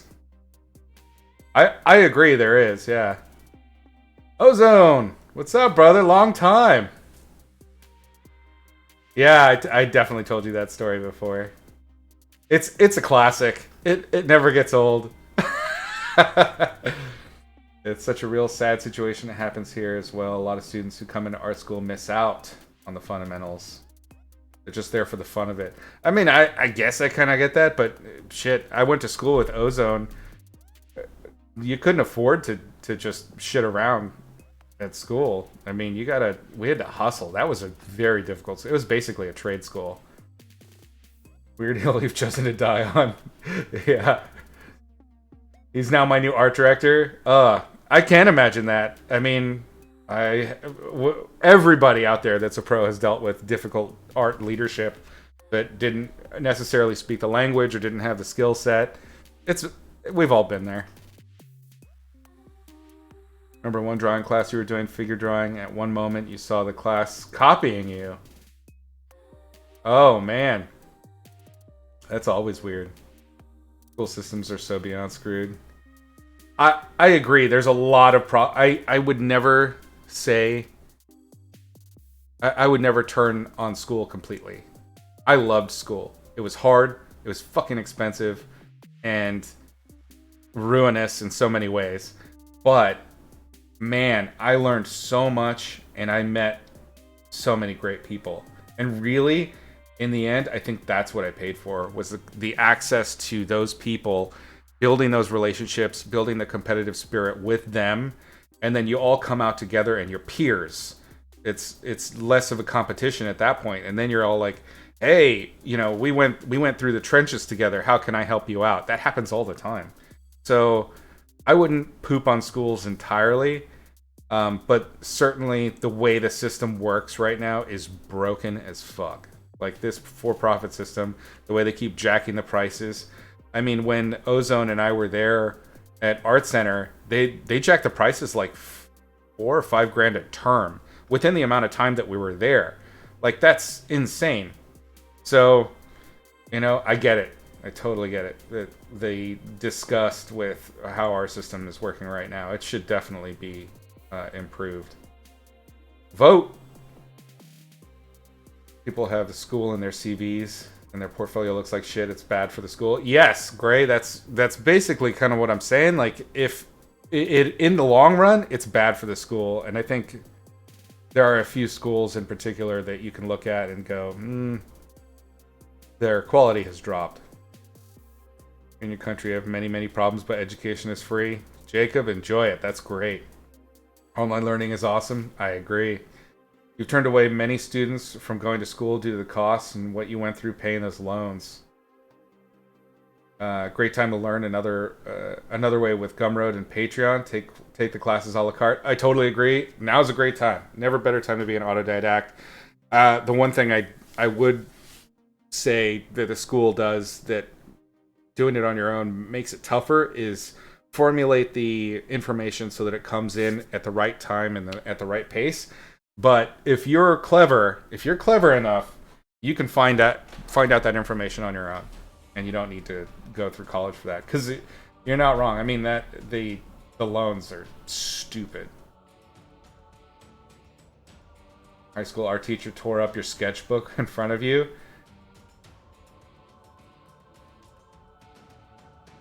That's bad teachers can really ruin an art experience, and I get that. At Art Center, we had tough teachers. They would be pretty rough on the students. I don't think it was bad for me. It's an individual basis, though. I found it just fueled me. Like, I wanted to do better. I wanted to figure out why they reacted that way. But I brought a lot of what I experienced as a student to being a teacher. So, as a student, it always bothered me that a teacher would present a concept, and then when I would ask questions about it and try to understand why those things are done that way, they would be irritated and just want me to just do the thing.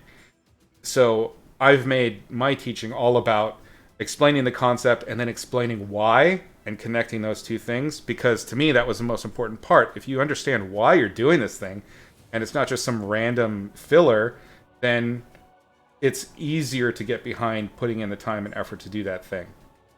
The teachers were really tough where we went. I tried to be less so, but also still be stiff and clear with like, you know, these are the expectations of the world you're trying to get into, and this is what you're doing. And man, I mean, I'm sure it's been the same for some of you that teach. Like, I've made students cry. It's a horrible feeling. I I can't imagine doing that, like especially at a high school level, to a kid. Like that's just messed up. Tearing up their sketchbook is messed up. So yeah, I can see how that would do a lot of damage. Started it was 9.5, and by the time we graduated, it was 13.5. That's right. Yeah, yeah, not quite 5, but that definitely went up, huh? Your country is fucked. Yes, it is. We are in a fascistic right wing nightmare right now. It's fantastic. We're in a good old time. They're aching for civil war here. Teacher tore up sketchpad because you drew anime. You were like 13, but this was a personal sketchpad. Unacceptable. That's insane. You just hated the style. Yeah, I have been tough on kids that were students that did just anime manga style, but only to get them to see that they need to understand the fundamentals that allow manga artists and anime artists to draw the way they do, like anatomy in particular, structure. All of those rules are present in anime and manga, but they are deformed purposefully. But they still follow like really harsh structural guidelines that are founded in reality. So I think that's having that style is fine, but claiming that you can't draw something because that's your style, that's where it's a crutch and it's not going to help you. It sucks that your teacher did that though. Cry in the parking lot. Yeah. You're much better now. That's great. Difference between good manga and bad manga. I agree. All right, I have been blabbing quite a bit. I'll get back to painting. Sorry about that.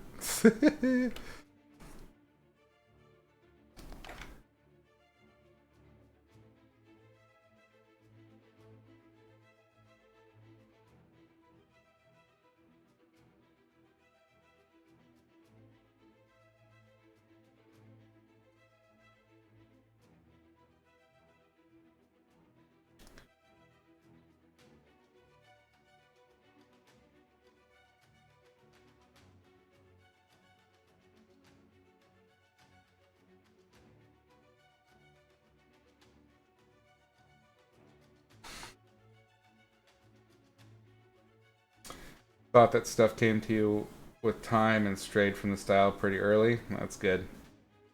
You're here for the zany stories, not the silly paintings? Okay. Well, I got stories about just about everything. Pick a topic. I think when people are as young as you were, it's more important to give them good habits. Yeah, you want to start good habits early.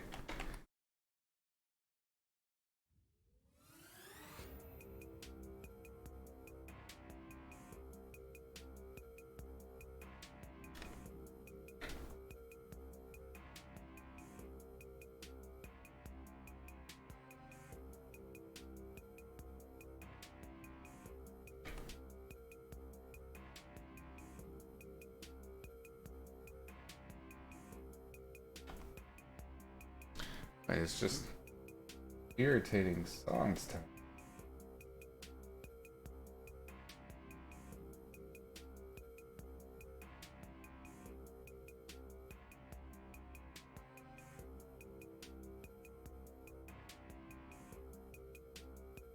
Ghibli movies pretty much on par with light physics. Yeah, I mean, those are incredible top tier painters that absolutely know what they're doing, um, and they color in the same way.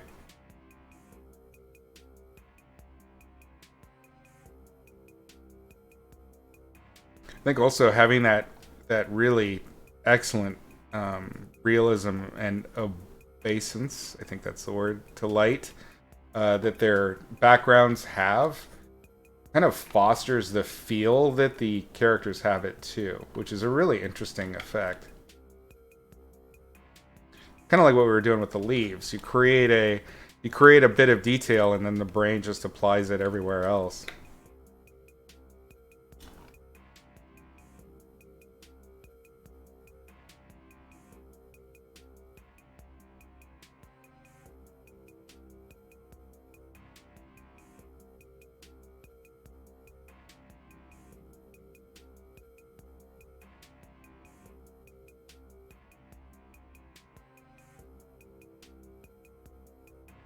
One question: if I've been working on a personal piece and about halfway through stop liking it, do I change and start fresh or keep on working on the same thing?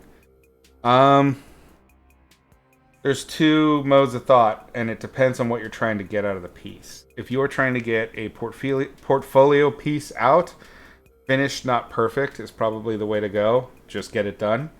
If you are trying to learn a specific thing and you feel like you've failed that halfway through, then start over.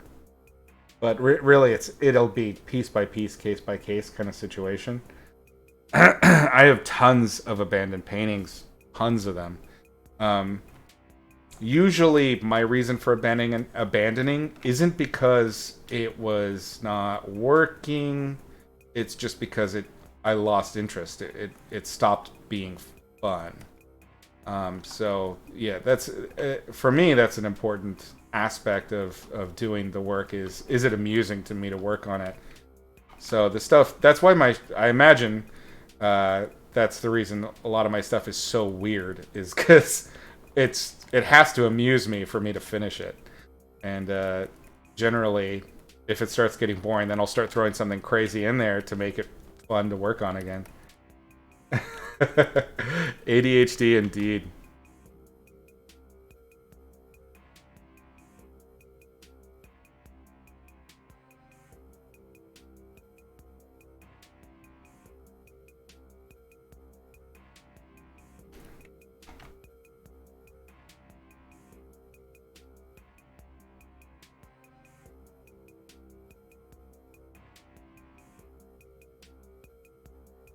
I'm gonna try and do what I've done with the face and unify these values on the light side.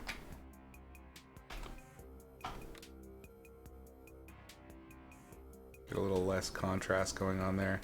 And what that does is it's going to ultimately smooth the surface, get it to feel less carved and structural. We are now past the sculptural phase, where it's just intended to just get straight, chunky structure.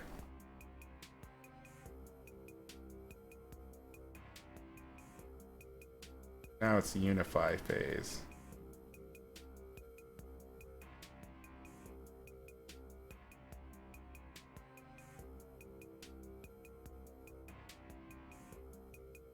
You have ADHD too, so you resonate? Yeah, I've never been diagnosed. I'm fairly certain I have either ADD or also autism of some manner, some low level. Especially when I look at how I behaved when I was younger.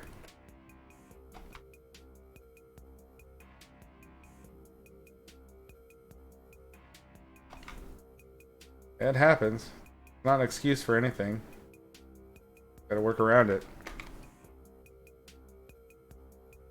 Izzy, what do you think about the best way to reach art directors of magic nowadays? They usually only hire people they find online.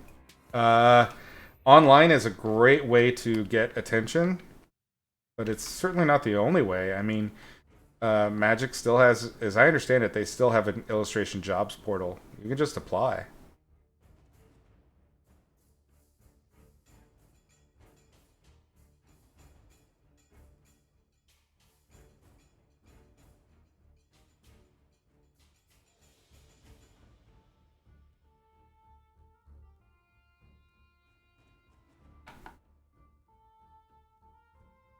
You have both ADHD and autism diagnosed, which is a miracle because you're a woman. Yeah, that's true. That's often misdiagnosed or ignored altogether. Even worse for women of color. Yeah. Well, it's good to know what your struggle is, at least, to give the monster a name. That's something.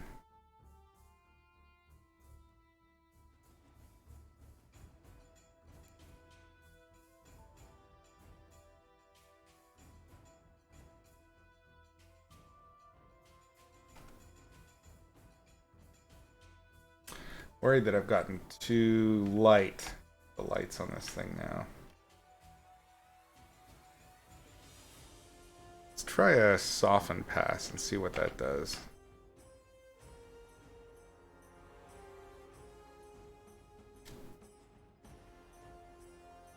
It's getting better, that's good. It's a bad idea sending ADs direct. I don't think so. I mean, if you have portfolio or, mail outs, I've done it. I don't think there's anything wrong with doing that. I think the best advice I can give with that is to remember that you are dealing with a person that is busy, has a life, that has work that is very demanding, and treat them accordingly. It can be very easy to kind of see the art directors as like a work spout, and that if they're not responding or they're not, making a big effort on your part, that that's on them, and it's really not. You have to really manage your expectations with that stuff.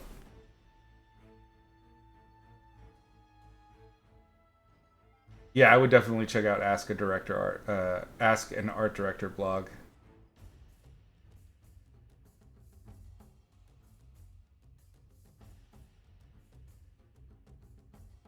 A repository on Twitter. Yeah, that'd be worth looking into too. I mean, also remember, if it is just a repository, then you've got people that art directors and such that I guarantee you they've moved jobs and things like that. So again, this is kind of where I find LinkedIn to be useful, is in tracking that kind of stuff.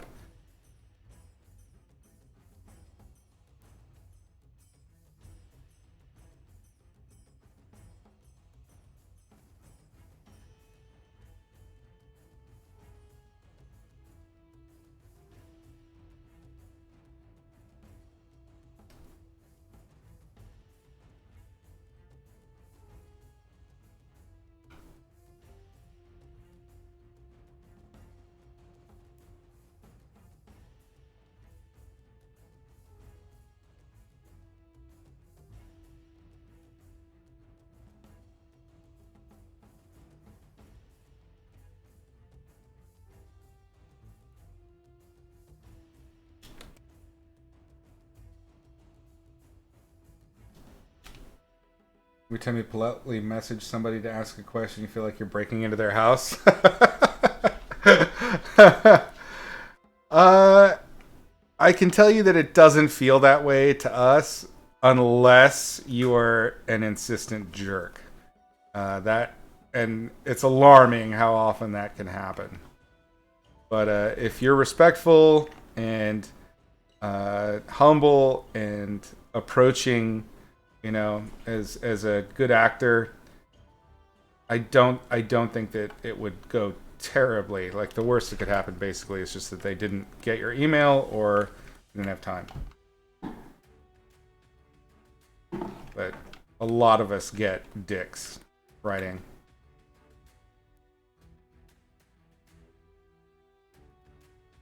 One of the things that happens a lot with the questions is, and it's happened to me a lot of times, they'll be like, I'll get an email from a student that wants to do an interview, and instead of it being, hey, Mr. Medrano, or hey, Izzy, I'm a big fan of your work, blah, blah, blah. I am a student. I'm working on this specific project. This is how your work is connected. I'd really like to interview you. Would that be okay?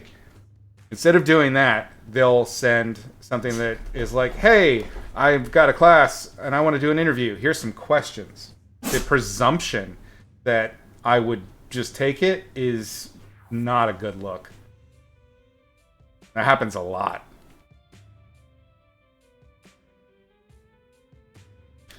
It's just like, just being respectful. You can't Twitter that shit.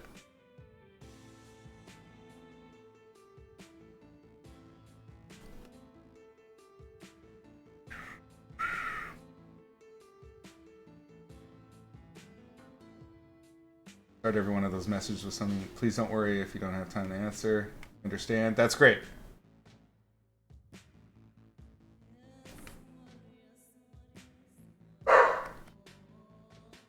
Kova!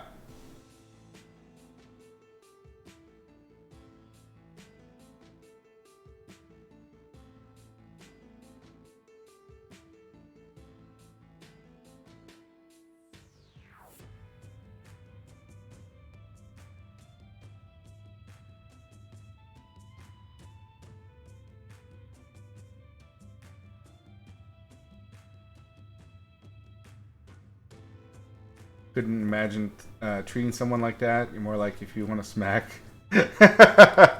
No. That's another one that I find a little bit awkward is the master stuff, where it's too much on the other end. You could go too far the opposite way. This is just for me. I don't know. I imagine there are a lot of artists that really enjoy that. Senpai thing. I just want to be talked to like a person.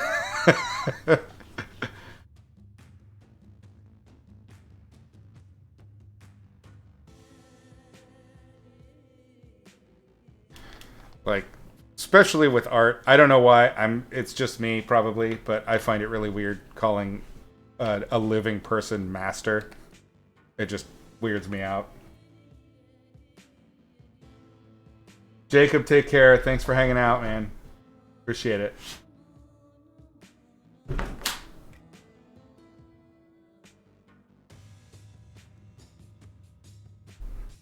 You don't actually do that, Remus. I'm just kidding. I'm kidding.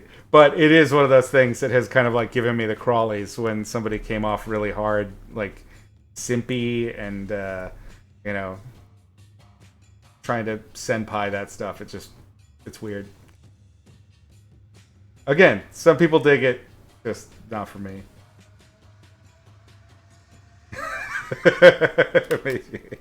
That's awesome.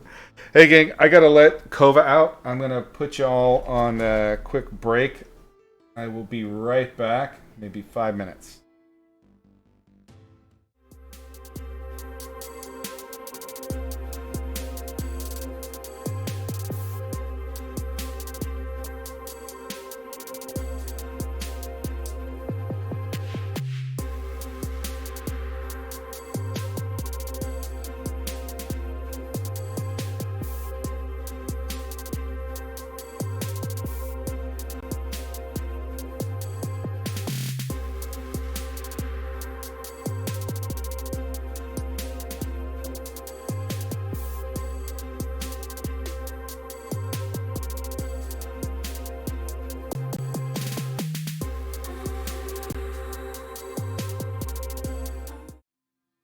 Scratch that. She wanted to stay outside, so much faster. Oh, all this talky drives me out.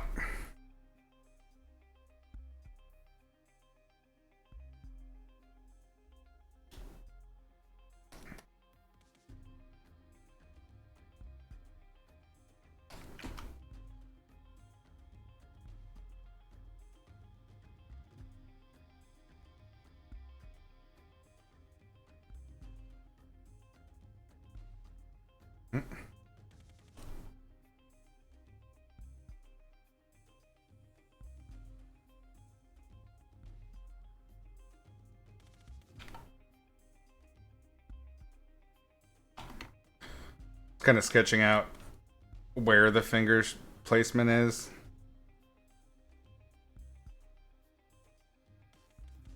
Sometimes, if you're lucky, that'll be enough.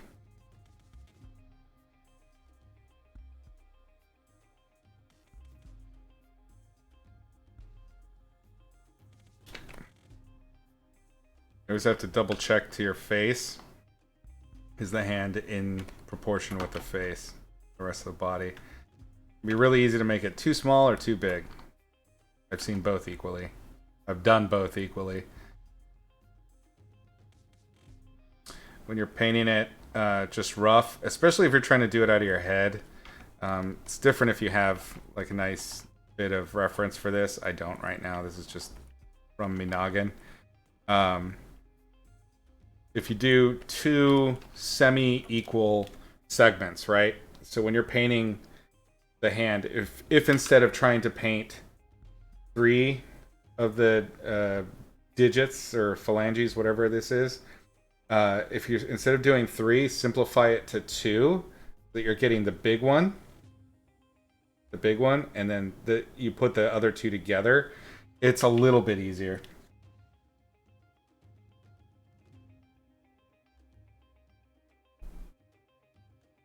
In fact, people do the whole senpai thing is wild. Yeah, I mean, if it's actual cultural stuff, then fine. But I mean, rolling up on me, like calling me senpai or master, it always gives me the willies. Just like this dude, you know? Just this guy.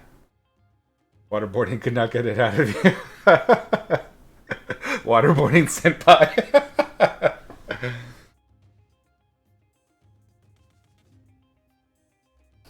Everybody's got a weird method for drawing hands. Do not feel any shame about it or anything like that. Just draw. If it gets it done, just do it. Hands are a bitch.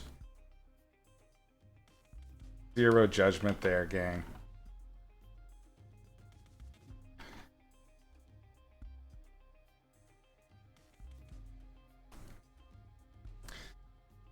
With painting, it can be tough because you have to also account for lighting. So that's what I'm doing now, is I need to be careful to let, you know, the parts fall away to shadow.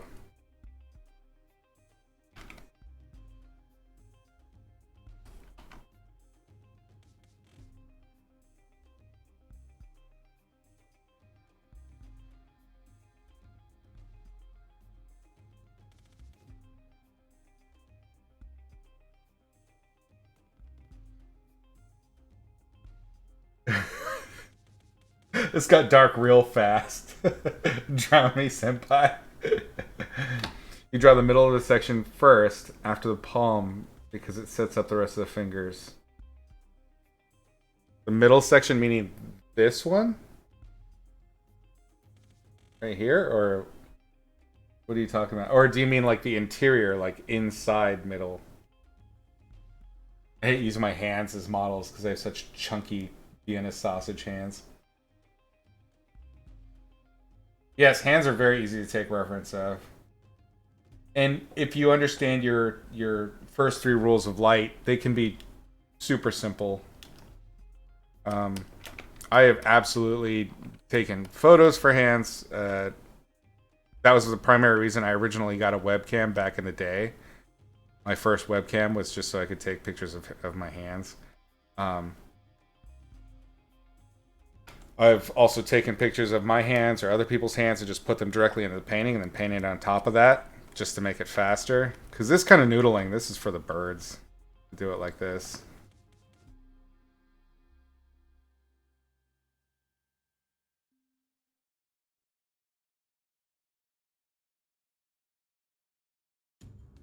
When it comes to hands, any and all tricks are fair. I've also done it with 3D. I've had... So when I was on the boat, I had Poser, hand Poser, I think it was called, or something like that. And I would use that, take screenshots of that, and then throw it in a magic card because I was painting on my iPad. The laptop that I had would take so much power that at night I couldn't paint if I was at anchor.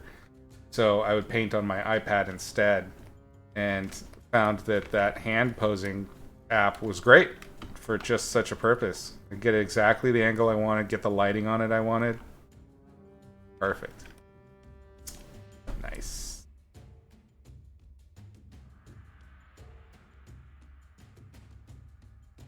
If the ring finger, or if the finger is 3 cylinders, it's the second the angle of that. Huh, interesting. An original approach. I dig it. I'll have to try it out.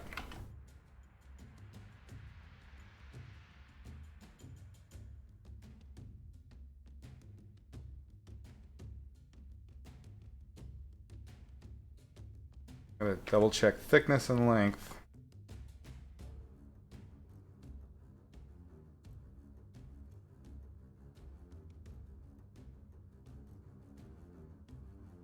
I don't mind painting hands on my own, but I always find it rough to do on stream or in front of students.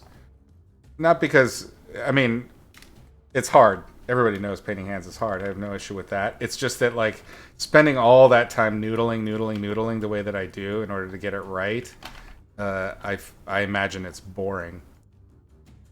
So I try to zip through it as fast as I can, or I just give them minimal effort. But I very much, when it comes to this kind of stuff, I very much am one of those people that just worries at it until it works. Fuss with it. Then at some point it'll click over, something works, and then we know what's going on.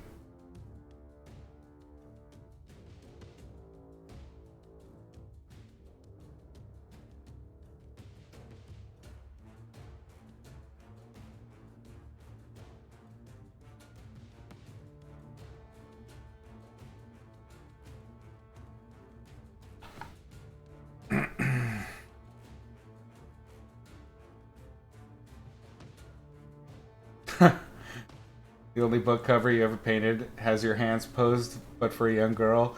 I had that issue all the time. I put my hands on all the different characters, and they have these chonker sausages. Hands have so much personality. Agreed. Love your hands. Hey, you're lucky. Bony and pale.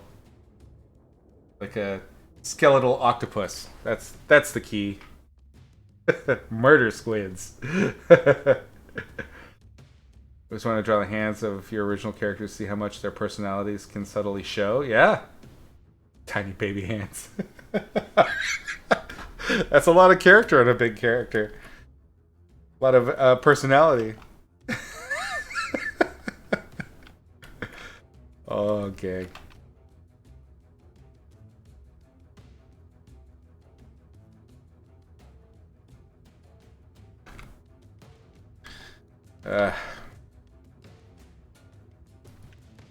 Sorry, gang. I hate to noodle on this stuff.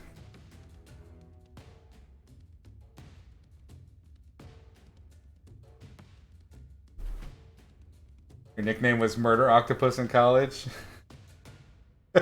Just slowly coming out of the dark, strangling people. Tiny Hands Mike.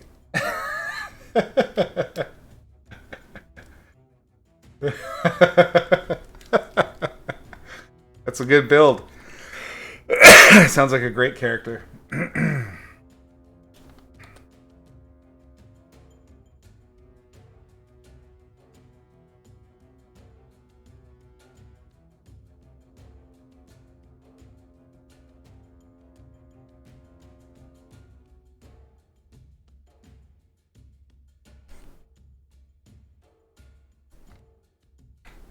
Yeah, I hate this hand. It's fucking awful. My impulse is to destroy it, but I'm gonna see if I can save any part of it. Dog shit.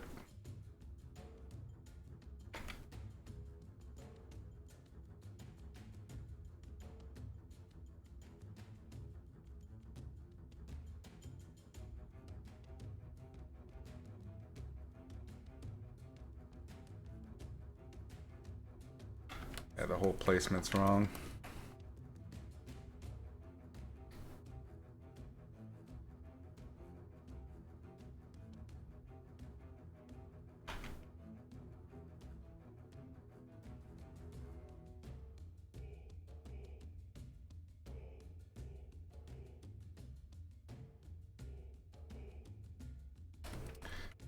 It happens.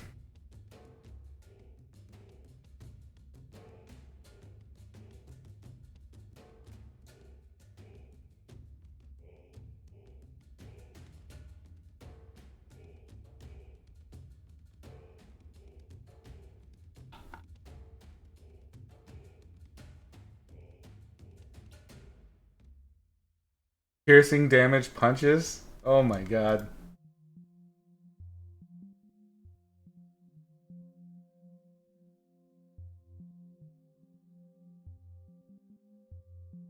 Diffuse light painting is going okay, but it's hard to not make the colors dead. Yeah, Stalin Hog's a great place to look for that.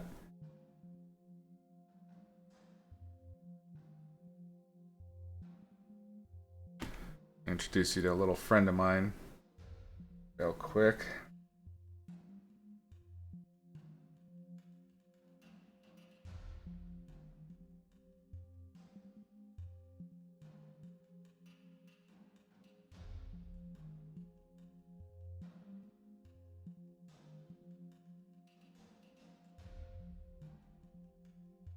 I've probably showed it before. And since I'm working with Photoshop CS6, I'm sure there's an improved version of this now, but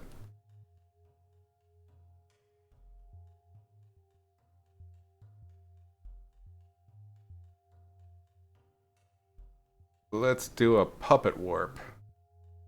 Oops. Need to drag that.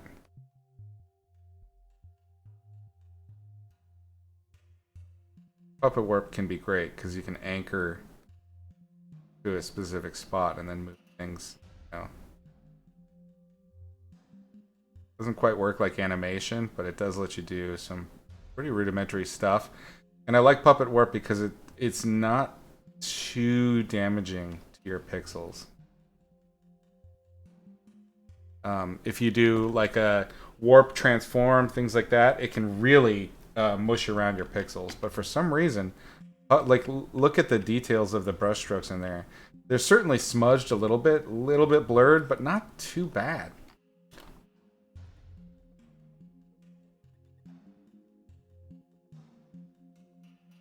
Dig it. A little better.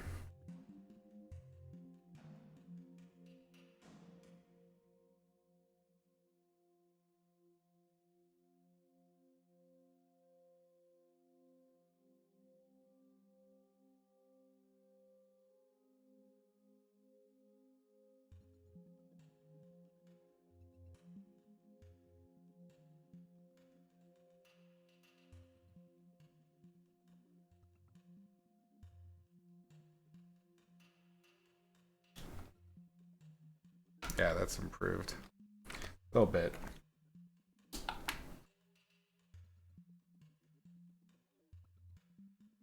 Even his sunlit paintings have diffused lighting. Yeah, I mean, not always true. His Electric Dreams, or what was that one? Electric State. That one has a lot of really strong high contrast paintings, and a few of his more Scandinavian centered ones have some strong sunlight too with cast shadows, and he's very good at that. But man, nobody could do diffused overcast like that guy. There's some really impressive work he manages to do with some of those paints. I'm thinking of in particular the one with the kid pointing the gun at the teddy bear with the building in the distance. Like it's overcast, feeling somewhat kind of a clear gray sky, and then also has cast shadows, but not. It's amazing. I'm sure he's working from photos to get the accuracy of the lighting like that, which is great. Isn't Liquify easier to work with? Liquify is great. It also it can cause kind of a smudging smear effect on pixels, but I use it a lot for faces, things that ultimately will get smoothed out quite a bit. But I wouldn't use Liquify to do something like altering an arm angle. I would definitely prefer to use Puppet Warp. Yes, it preserves the structure a lot better. Proteus, welcome. How's it going? Rick, welcome. Said once that he does filters over his own photos and references those. Yeah, and if you look at, they're not super easy to find. I had to hunt for a long time because I wanted to see process images. And if you hunt through his Twitter and you go way far back, he sometimes has some artwork where you can see like I think he's got a couple of animated GIFs where he flickers through shot by shot showing how he added stuff, and how he paints is it's really cool. It's very alla prima style. He paints digitally in a traditional method. And that's kind of what I was doing here originally. I got a little bit more digital more recently, but if you approach it that way and you layer and build out and keep your colors simple, your shapes simple, and don't go for over rendering, you can get close to that effect that he's got. I mean, it's a style. It's doable. Your first time watching me live, but you see the replay on YouTube. Oh, awesome!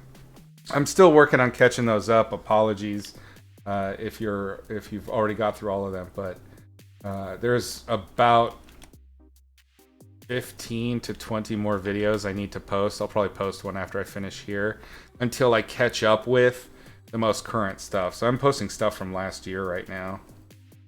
I'll get there. Very scatterbrained about stuff.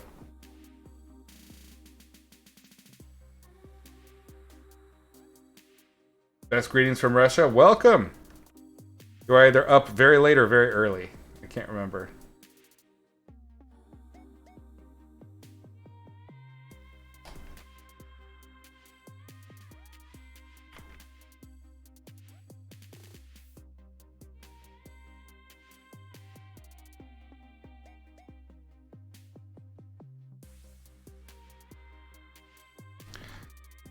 Yeah.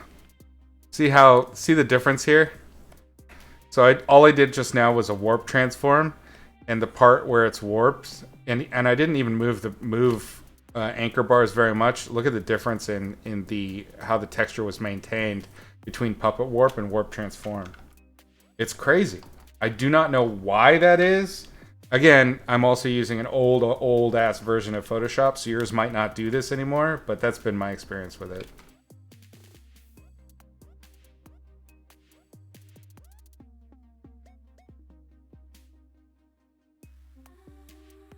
So this hand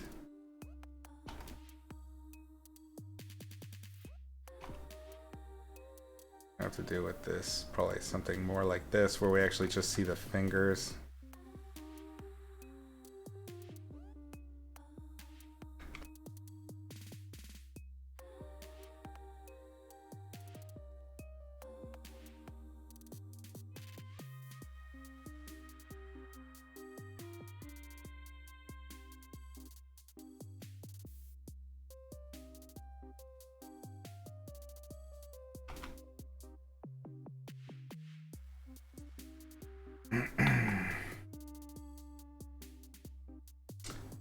Rumus from England, cool. Grey Voice, Spain, awesome. Getting checked in from all around. What Photoshop do I have? Oh, yes. DC 2015.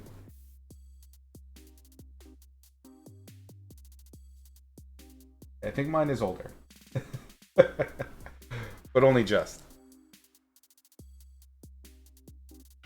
I never messed with the CC. And it was a conscious decision when I moved onto the boat and lived aboard, but I've just stuck with it ever since.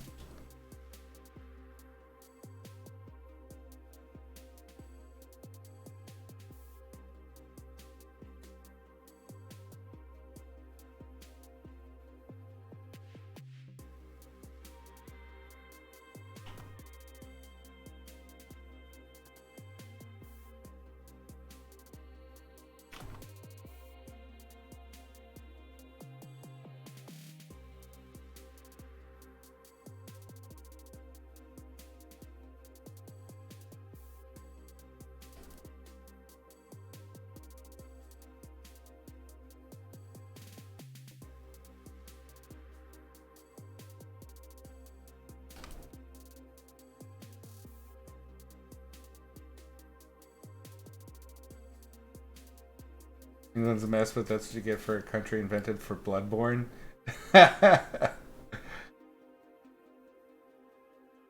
Yeah, I discovered Puppet Warp randomly. I can't remember how I found it. I think it was possibly watching a YouTube on animation. And I was like, holy crap! Like, that's insanely useful.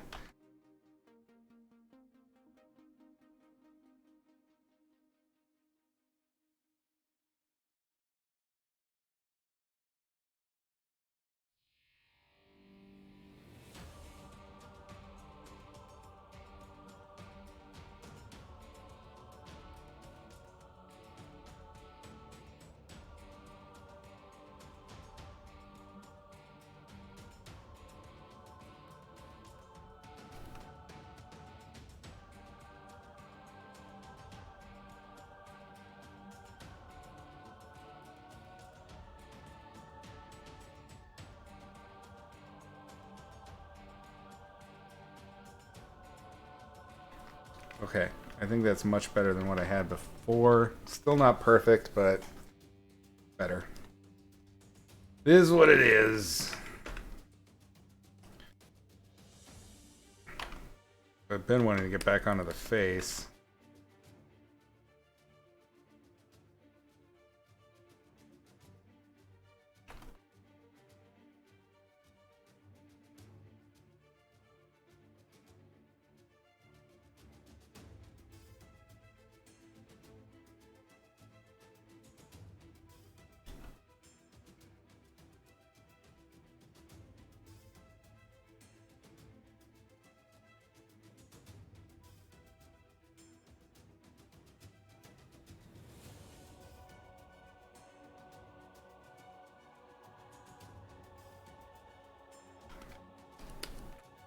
Cooling off the sclera on the eye, brightening it a little bit, is going to help warm up the face. We talked about simultaneous contrast the last time we were working on this painting, and how we're going to have to struggle against this red with the face so that it doesn't feel so washed out and dead. And one of the ways we can do that is to take a focal point like the eyes and cool it significantly, and that's going to warm the face. It won't be, it's still struggling against that red, but that helped a little bit.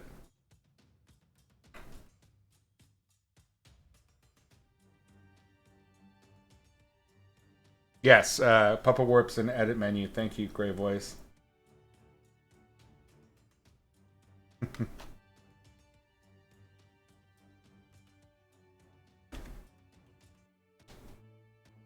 Welcome to technology. Is it now that I'll give her a choker and piercings? No, I will not. I am fighting my terrible dark urge to turn her into a Hot Topic character. I've already gone too far. So I'm going to just try and keep it reasonably simple, kind of more fantasy. Again, one of the early inspirations is, as I said in the beginning, I was thinking about Sargent, alla prima style, and Brahm.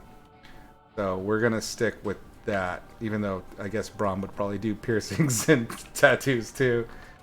Not even a little tattoo. I don't know. We'll see. First, I need to get everything else to feel just right. This is the danger when I use a brush that's soft like this. This is a digital-looking brush. You remember that when I first started the painting just before this one, I went through and cleared out all of my digital brushes. But I kept that one in there. It's my go-to for flesh. It's kind of like a slightly glazy acrylic round brush, which was one of my favorite rendering brushes when I paint traditionally. Gotta do something about that background bit there.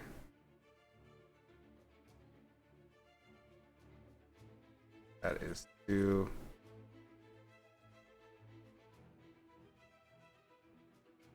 Is it red there? Oh, it's in the face. There we go. Okay, that makes sense.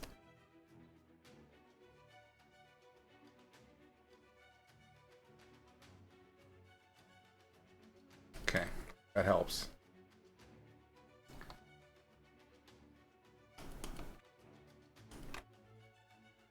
But my tendency to lean on that brush is not to my credit when I'm trying to do a more painterly style thing.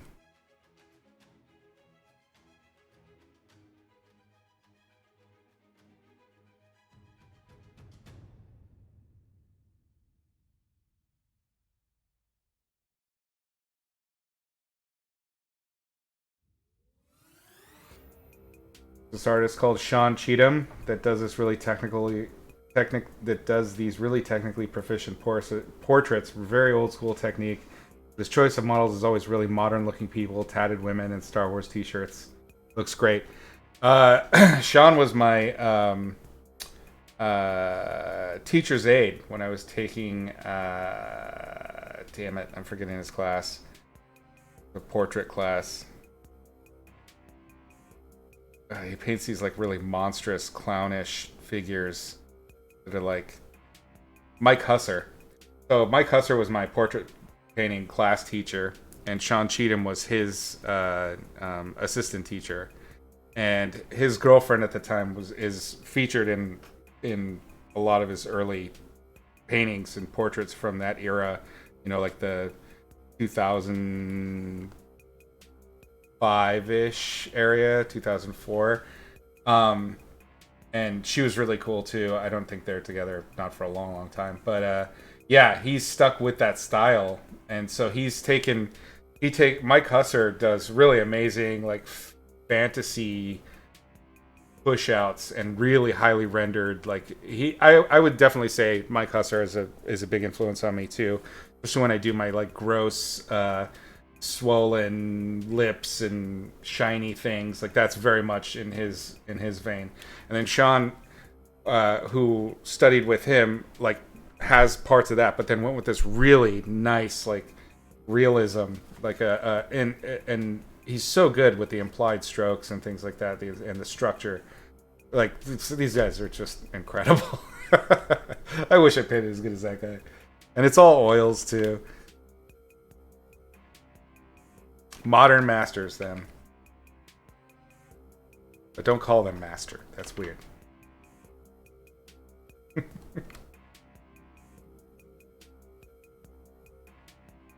We need a little bit more brightness, I think.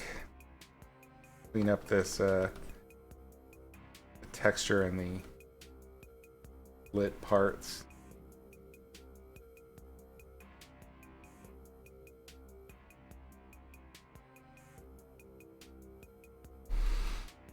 Yeah, no issue with those that enjoy being called master by random people and called senpai by people they don't know. Like if I have a student that is, that I am mentoring and they jokingly call me senpai, sure, okay. I mean, it kind of makes sense then. But if I'm at a convention and somebody rolls up, like it just makes my skin crawl. Chef, I like it. Chef Izzy. That works.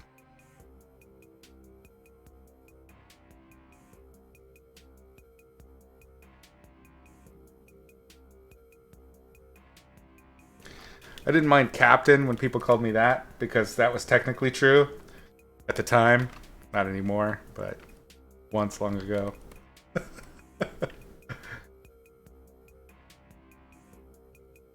Let us get a little bit pink.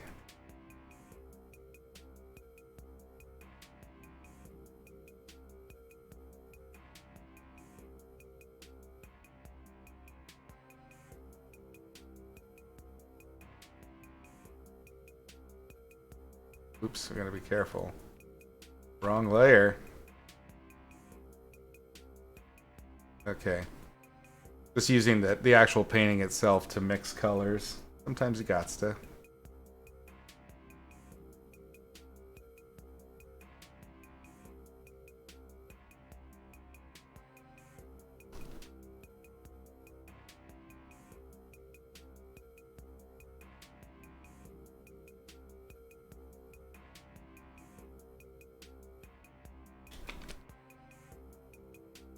Sometimes I envy portrait painters like Sean. Like there is something kind of extra masochistically challenging about trying to do this shit out of your head. When you can get just as much, if not more, juice out of just taking a nice photo of a good friend and painting a pretty picture. Got some drama, some nice light, boom, done. Why do I do this to myself?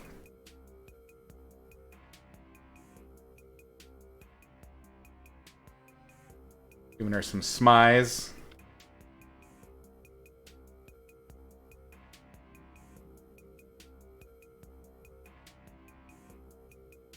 Again, with this one, I'm not trying to do my classic rendering style, which is the candy-coated Mike Husser thing. I'm trying really hard to go more in the John Cheatham route, since we'll stay on topic there.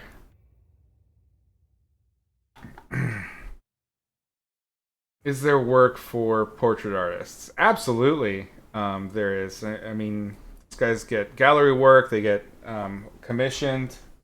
There's plenty of stuff. Faces are your jam, and you enjoy it the most. Well, that's if you're looking to do non-gallery work for that, there is work out there that is illustration based. Just not your. It's not going to be your typical gig. It'll be a little bit harder to find. Had some new follows. Flo Felicious, Gonzo Brain, awesome. Welcome. Thank you for following. Hopefully we'll catch you down the line and lean in should any of you ever have questions. So for the portrait work, probably the easiest way to get illustration gigs in that vein without it being gallery stuff would be portraits for games. I would say things like MTG's online thing. I think it's Arena.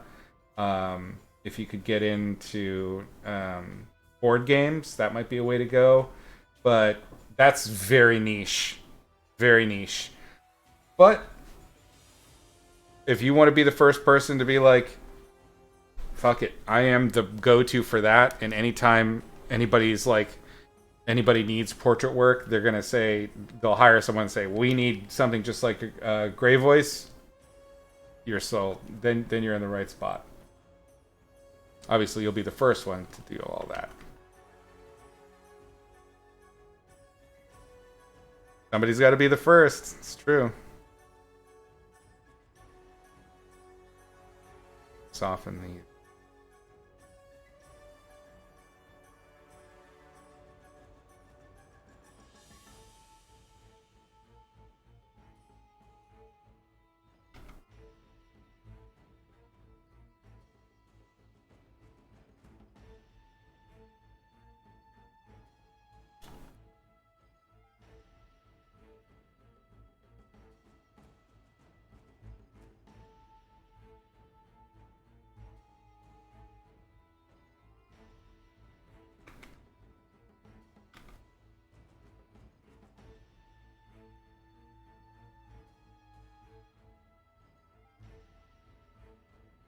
So much with skin is just like getting those transitions correct.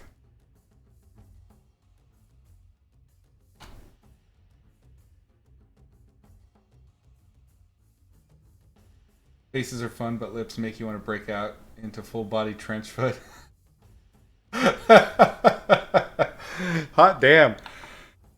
Got away with words, my friend. How's Kova? Hope she's doing well. She's good. She's outside right now, sitting in the sun. She's having a blast. Got her own yard now. Got the easy living. Any advice you heard recently is that lips are soft edges more than anything. There's only the harsh contrast in the corners. Yes. Yeah, I think that's true. Harsh contrast in the corners, and then you can have medium contrast in the construction of the form shadows, like the bottom of the bottom lip, in the philtrum, stuff like that.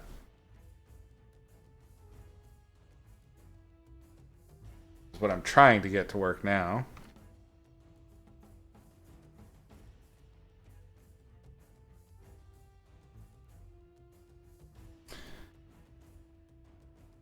Kind of like shoulders.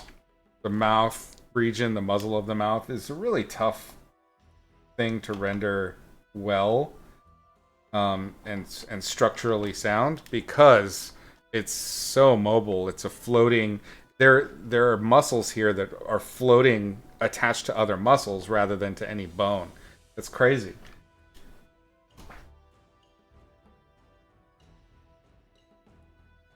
The planes are curious. They are, but if you remember to keep them as planes, it gets easier to manage them. Your brain goes internet dial-up, 56K.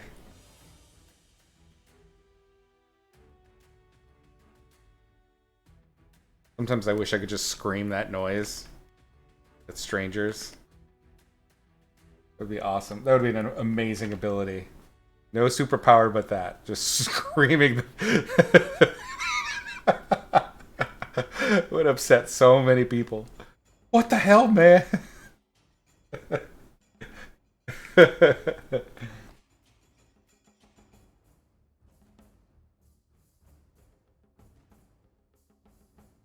What's stopping me from doing that scream? The fact that I can't mimic it. That makes me sad. Ain't you too young to know that sound? Who's Bareface? I'm definitely not too young. That sound. Oh, okay, there we go.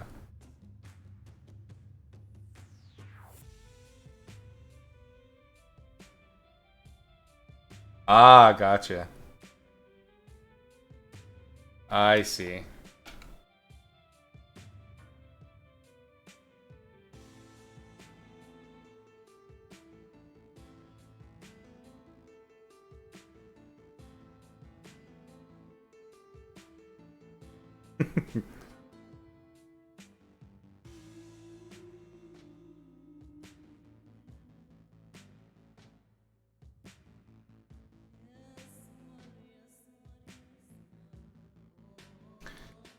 This, it's interesting.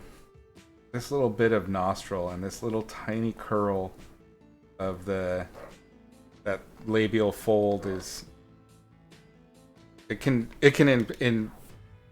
inflect so much expression with just a hint of shadow, with just a little bit of shape, a little arc of line.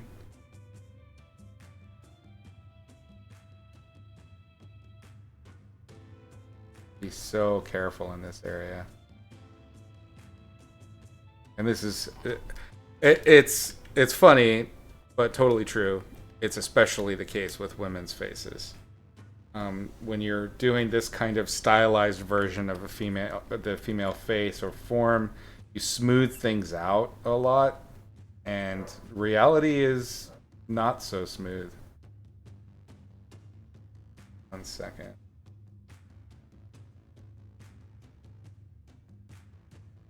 Audio.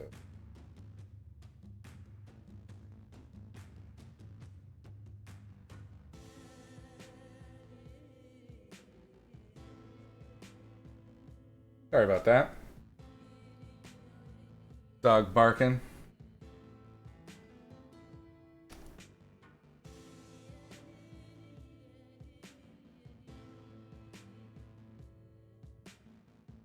I think the mouth is hard to do because we learn to decipher expressions and moods from the slightest mouth movements. Yeah, that's why human painting figures is really hard. Is because you don't have to be a great painter at all to know when a painted person is incorrect, because you are a professional person looker. Everyone is, right? That's very, very hard. I like that challenge of it, but also, yeah, it's something you gotta recognize. You're 24 despite the way you speak, hinting otherwise. You're a baby. But you're old enough to know dial-up tones? I guess. I mean, they were more referentially than experientially, right? You didn't have to actually deal with any. To do some expression studies? Yes. My favorite.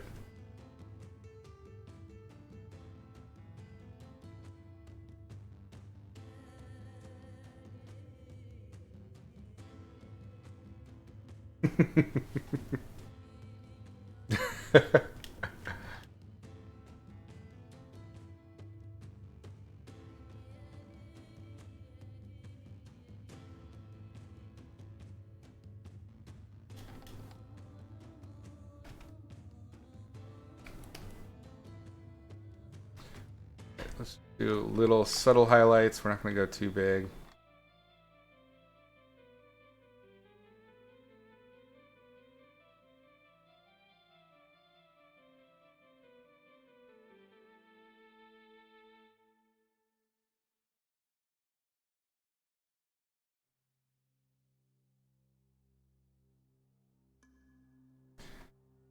And we're trying to avoid my regular specular extravaganza.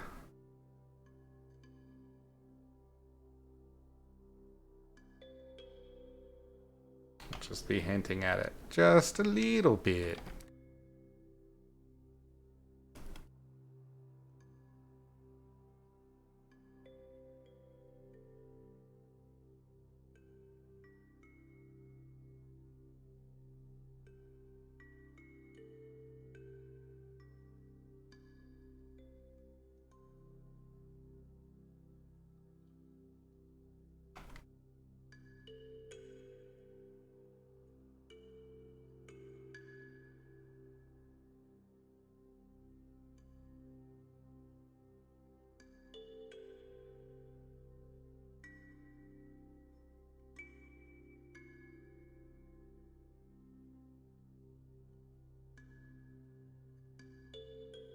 This oh,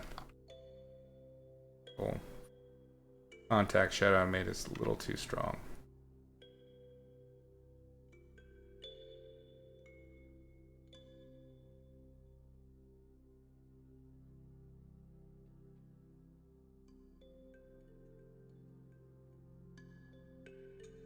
There you go.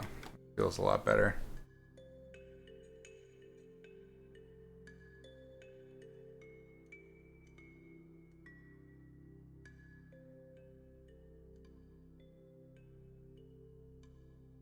Great voice. 29 today. It's your birthday. Happy birthday!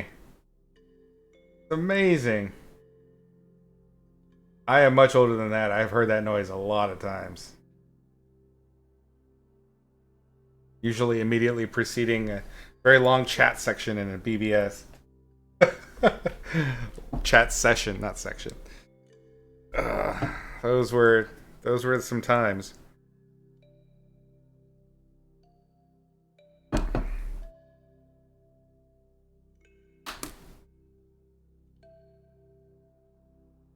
Happy womb eviction anniversary. Beautiful. My favorite. I learned so the BBS thing, being online in the old chat rooms. I learned how to type doing that. So it was like very formative for me.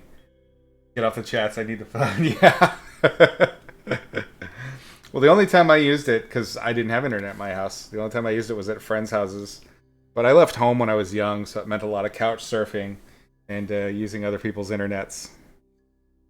So they were all. I was pretty fortunate. A lot of the couch surfing I did was with upper middle class folks that had 2 phone lines. Aw, yeah. You drop one of these bad boys. There you go. Right before the creepiness began. It was a different time. It was an innocent age.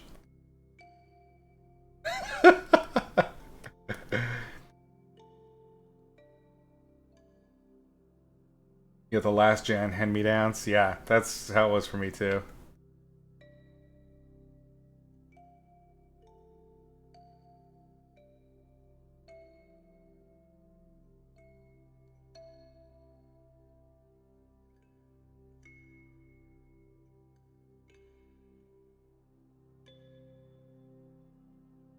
Let's bust out that liner we were using earlier. We'll just use a subtler color.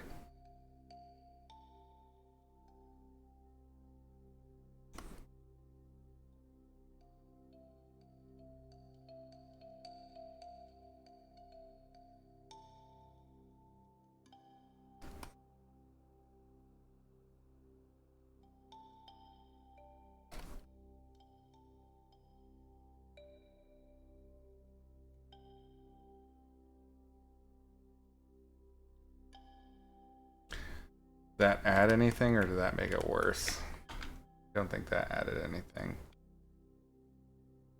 Knock it back a lot. There we go.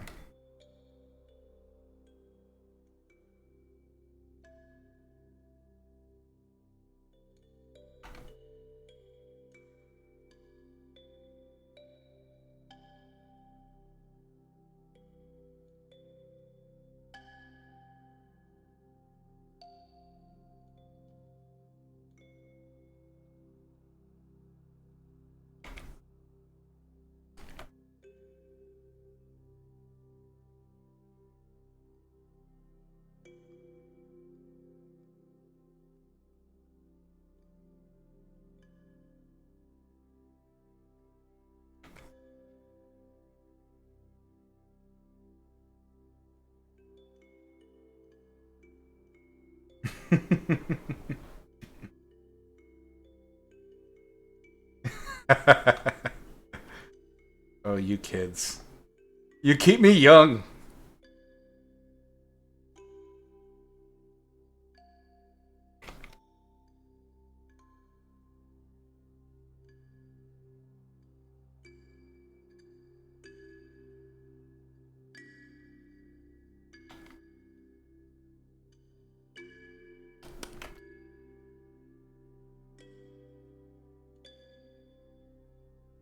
Going on. I think we can do. We have enough time to do kind of like a final materials pass, and then we'll call it done. I've kind of noodled this thing enough. I'm not a huge fan of how it ended up, but it's done, or it will be done.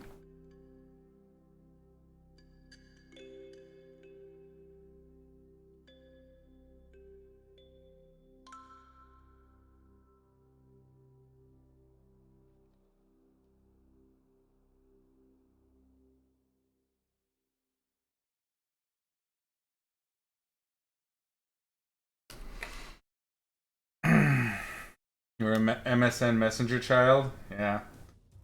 I had AOL.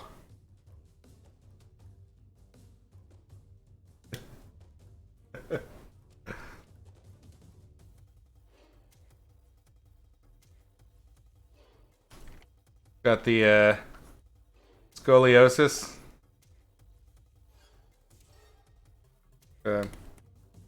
Friend's sister that had it really severely. She used to ride horses while having scoliosis, and it did a lot of damage to her. She had to end up getting the rod surgery. They put a steel rod in her spine to straighten it out. Brutal, brutal stuff.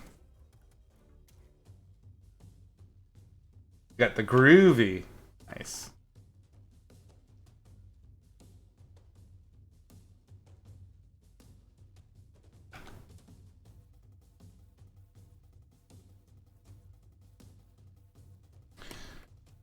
Not figure out this ear. So I'm gonna kind of just let it go away. Shh. Shh. Okay. Okay. Hush now.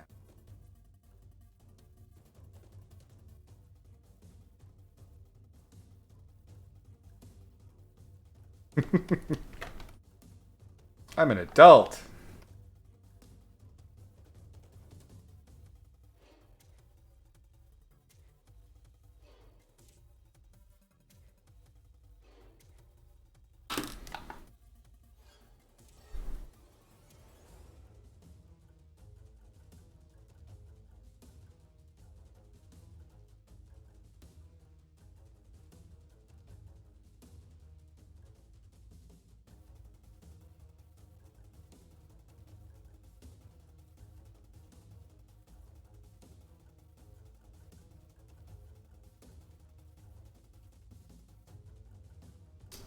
Never had a desk growing up, so working sketchpagging on your knee. Yeah, that'll do it. My thing with drawing, I chose drawing because it was the cheapest thing to do as an art. But my thing was always I would draw laying on the floor on my belly, and that has fucked my back up. So I still like to do it even at 43 almost, and afterwards, oh my god, so old, falling apart.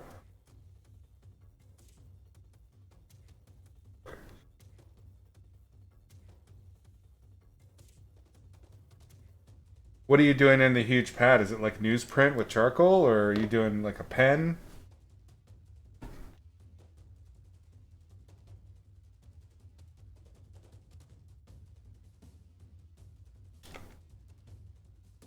Find a shape like a question mark from the arting.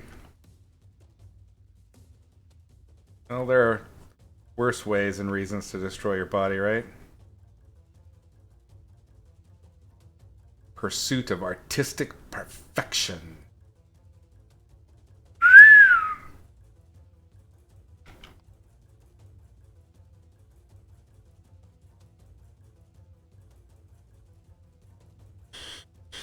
Stream lying on my belly? Oh no. I couldn't do it. Like when I do it now, I can only do it for like 15-minute sessions. My back starts to hurt pretty bad. But that's, I mean, high school when I would draw and college. College, I did almost all of my homework on my belly. Or when I had a bed as a kid and I was trying to draw, I would basically like lean over the bed. And so my upper torso would be on the bed and I'd be drawing, kicking my little footsies. Uh-oh. What did I do there? It's on my OnlyFans. No, my OnlyFans is just me stepping in barefoot into big casserole pans of spaghetti. Used to be a dancer. Oh, jeez. That's rough. What kind of dance did you do? Oops. I have the brush tool selected for that nonsense, boy. Boy!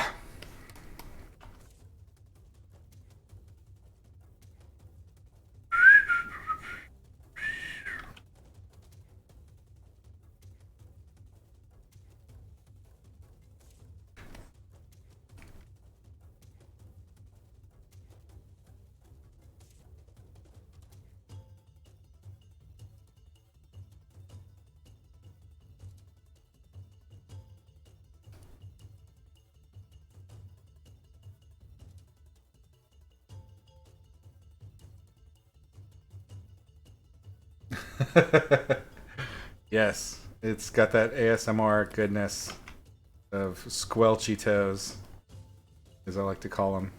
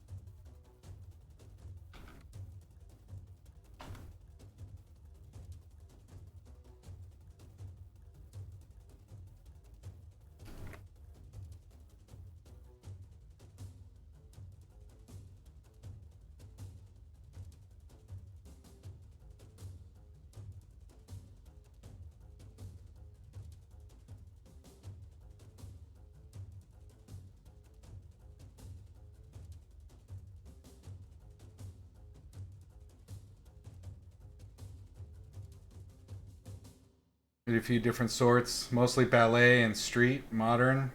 That's cool. A lot of physical activity. When you were younger, you're 20 something. Early 20 something. Squelchy Toes was your nickname. Nice. Dance, theater, badminton, horse riding, fencing. Wow. Rugby. And jumping to conclusions. Classic. That's cool. I was never active when I was a kid. I was a gamer dweeb before there were gamer dweebs.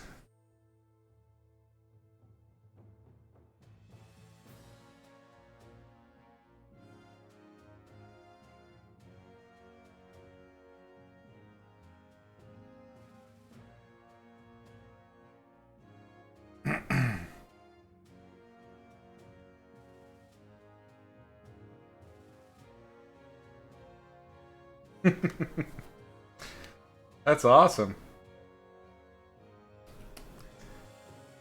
I was in Boy Scouts too. I got kicked out.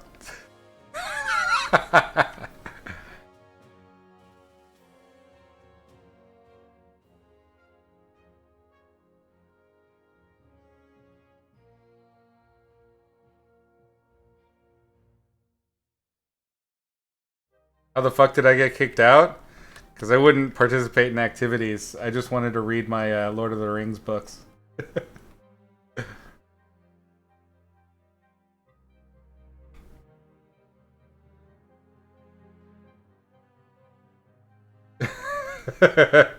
It was classic. I mean, I did like the camping and stuff like that, but I just wanted to read. I didn't care about any of that shit. And I'm sure I've mentioned it before that, but when I was young, I had severe social issues. I mean, I still have them. I just know how to deal with them now. But I had sort of selective. I had selective mutism, where I wouldn't talk. I was super nervous around people. Social. I have terrible social anxiety. But I've learned how to kind of just live with it.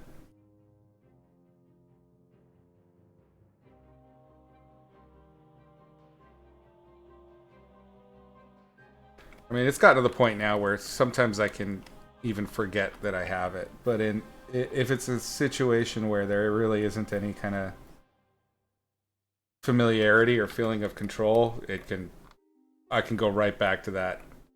Not necessarily selective mutism, but just like extreme discomfort.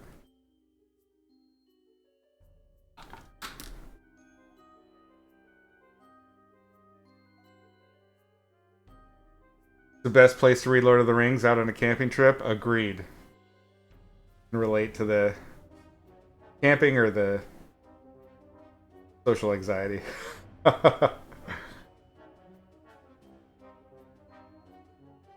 You're doing a lot of camping, Demish? That's awesome. I did too much camping. Long after Boy Scouts. I got kicked out of Boy Scouts when I was really young. But the after that, homelessness was regular for me.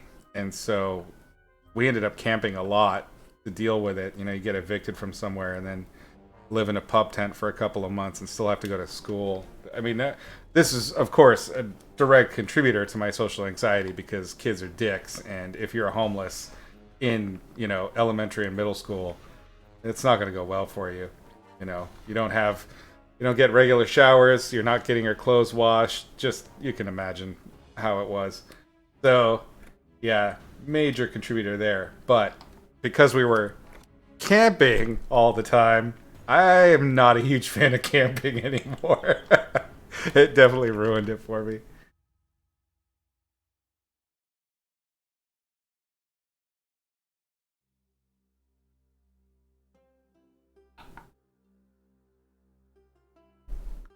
A Spectrum experience.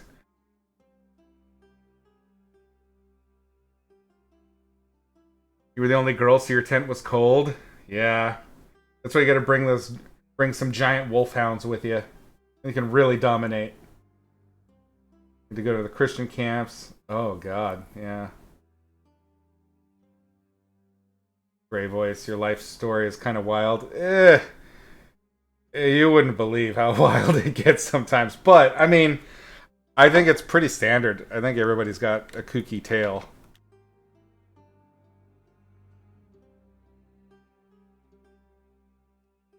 And I mean, everything after my youth was self-inflicted anyway, so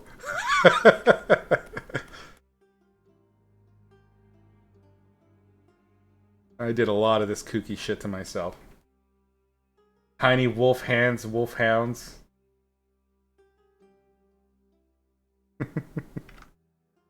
Let's do.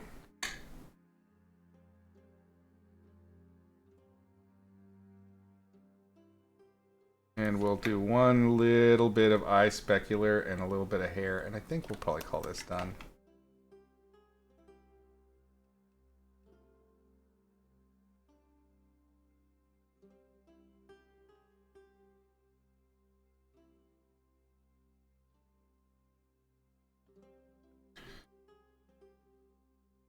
With a face that's this turned away, I usually wouldn't bother with a second specular. But there's so little detail on that far eye, it really is just a blob of shapes that a touch of specularity will give it implied detail, which I think is good. In this situation. I want to soften some weird hard lines here.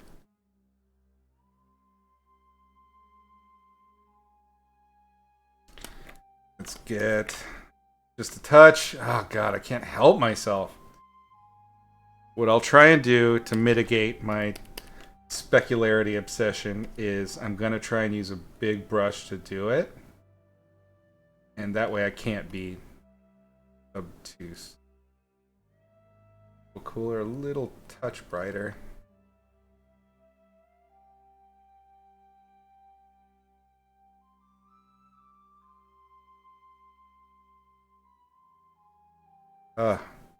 Oh, it's so hard to do this with just a big brush.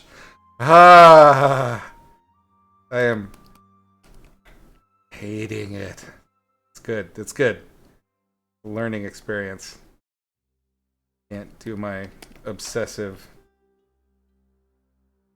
I get away with hiding a lot of my crimes at the end by throwing in my speculars and doing my little creepy juicy chunks, and we are avoiding that.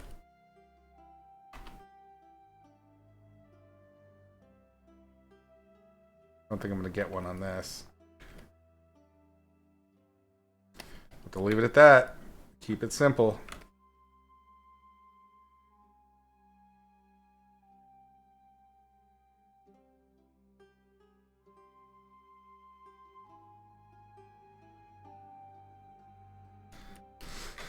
Whew, this is tough. Give me the shakes. Ooh. Need to do speculars.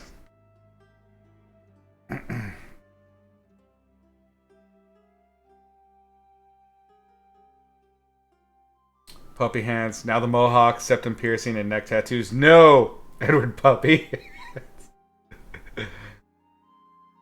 That's an upsetting concept. Eddie Pupper hands that pees in the hallway. Dark.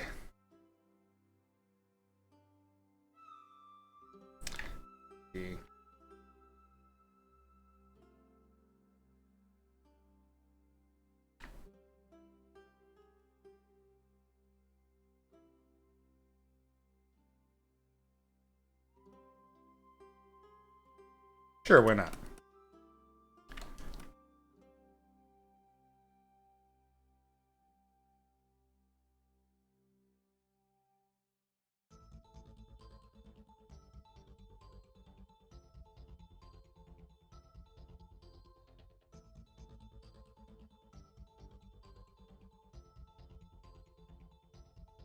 I don't want to render out the baby hairs. I just want to, like, imply them.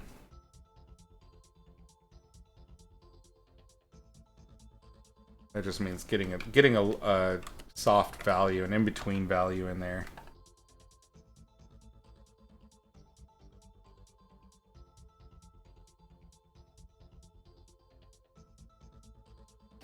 Very soft edges. We're going to grab our liner brush. Do very cool, much more saturated than the outfit.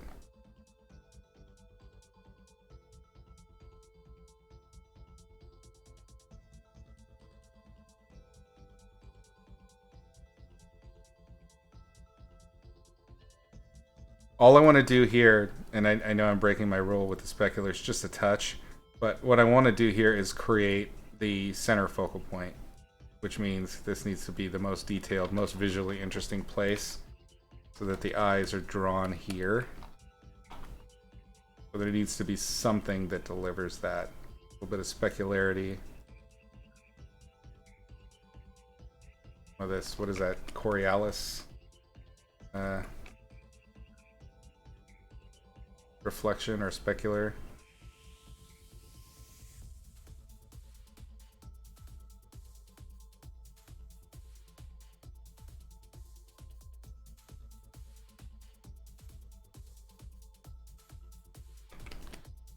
These lines are bothering me. They're a little too much. I don't mind the rhythm. It's just the value was off. I want this value to group up here.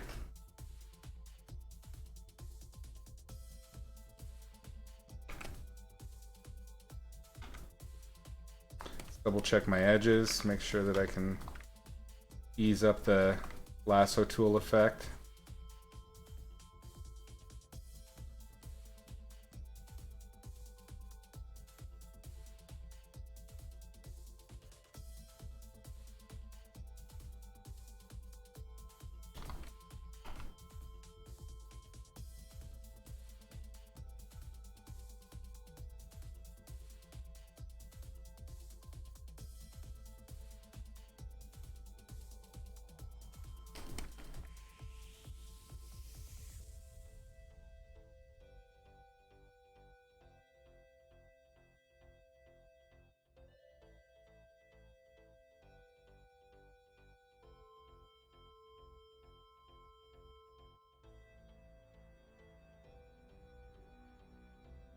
You rather that than your beloved cat who slapped lasagna you just cooked into the room into the wall? Wow. That is the anti-Garfield. Or the extreme version. The awakened Garfield. Check that shit out.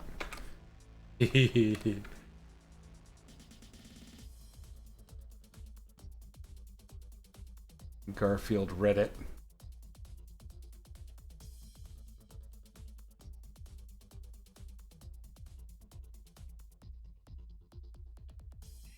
Might be.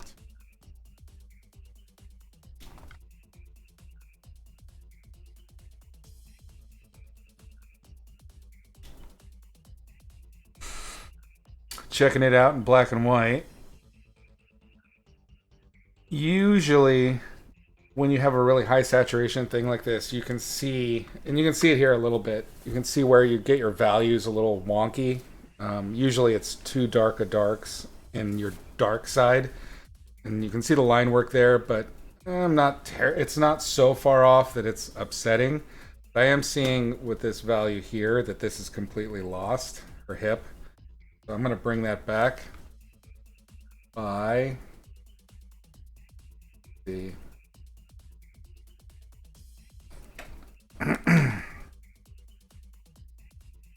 get some dark back in.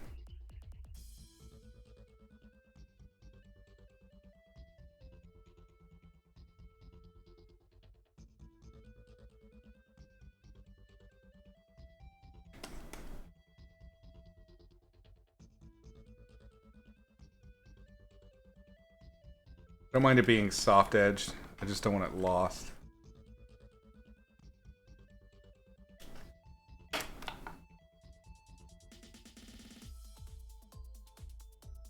Pause this again. I'll let the dog in. She is barking and being super annoying, so I will be right back momentarily.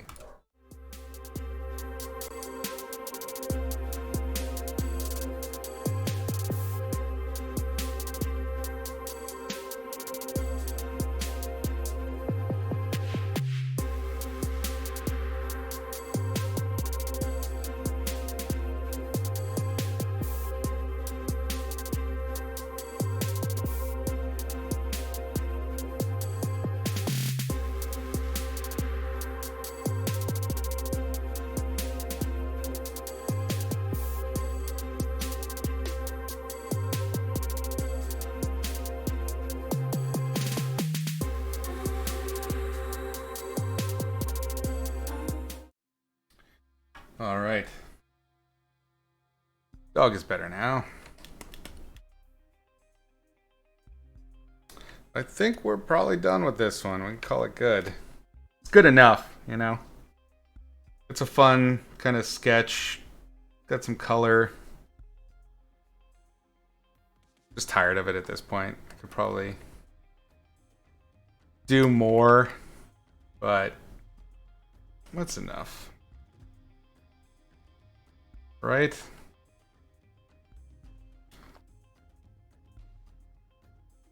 I mean, for me to really keep going, I would have to start getting crazy with it. Which means piercings and tattoos. All right.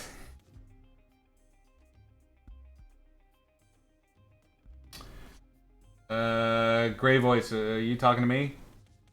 Critique my work a little bit?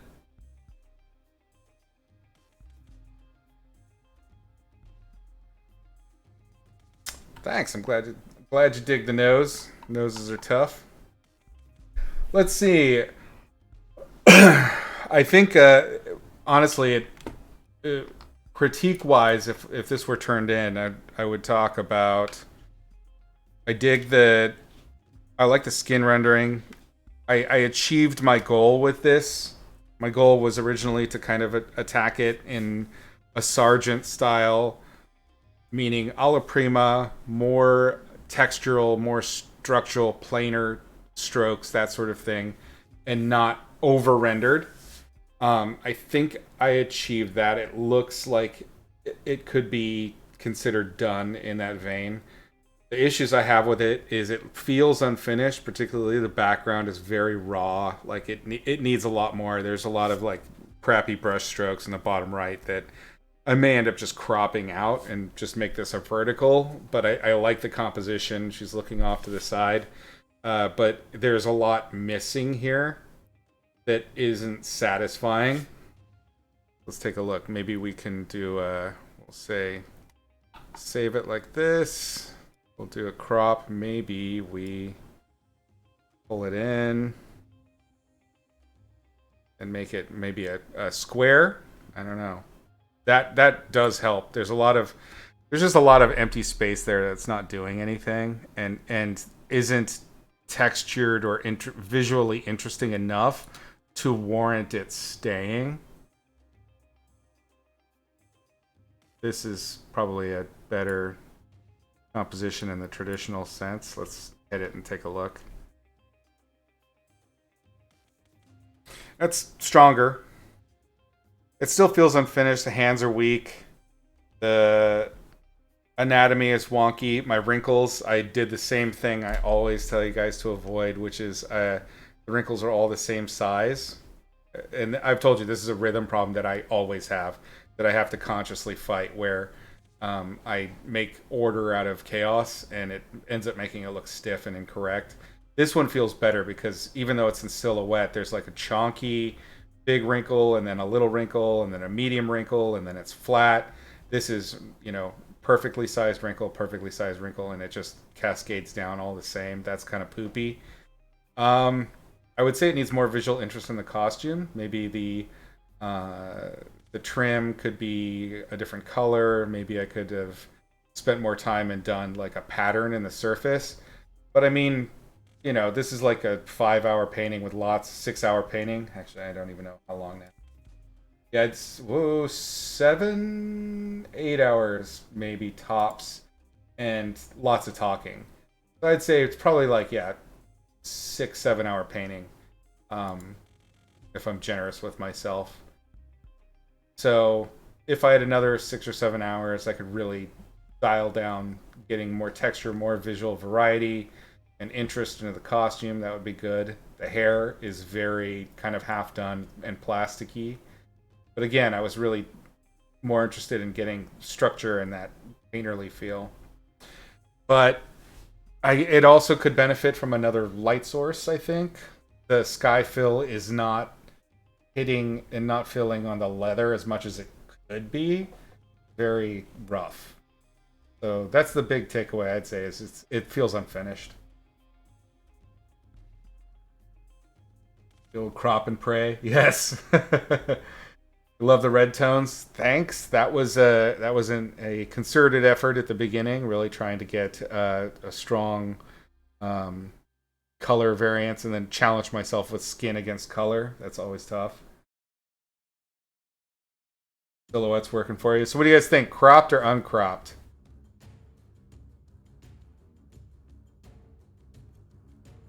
I feel like there's something to be said for both. Everybody's saying cropped. 3 wins. Cropped it is. Save it this way. That works on Instagram better, right?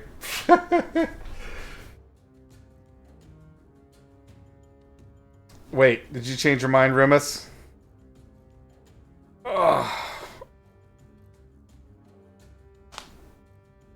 The uncropped does have movement. It does have...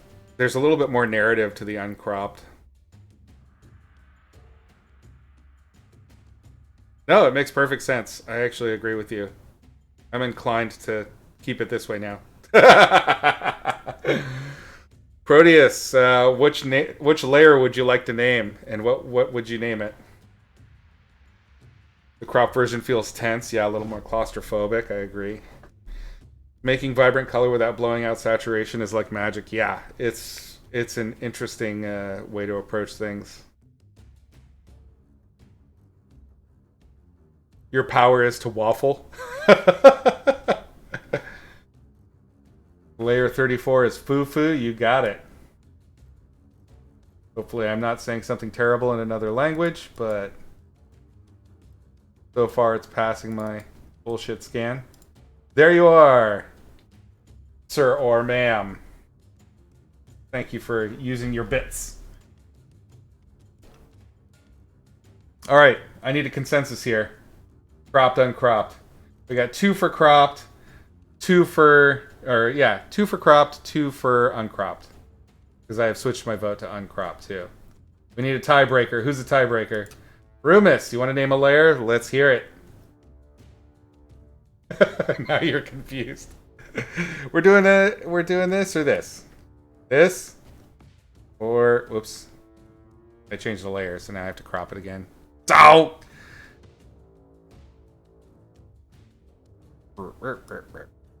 Something like this. Something like this.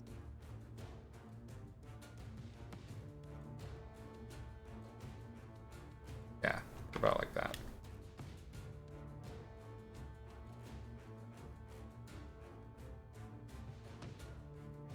Layer 33 is the anti-foo-foo. Nice. A tighter landscape crop, meaning cutting part of the body out. Whoops. Nope. Not at all what I was trying to do.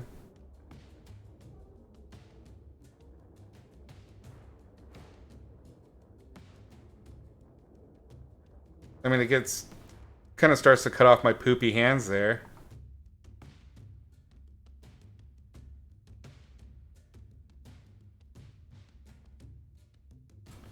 Here we go, Rumus. Layer 33.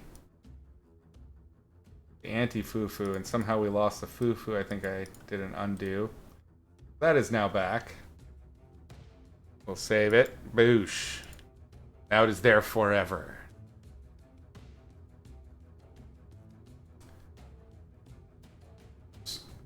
D-Squad. Votes uncropped. Alright, so it's 3v3 now. Damn it! We need another tiebreaker.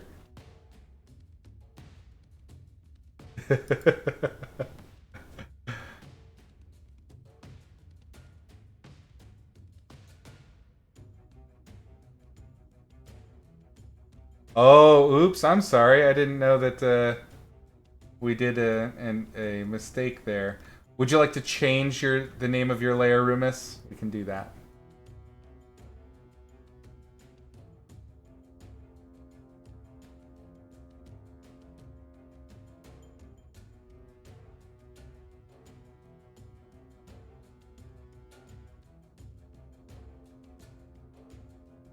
We can do that. We're very pro foo-foo here.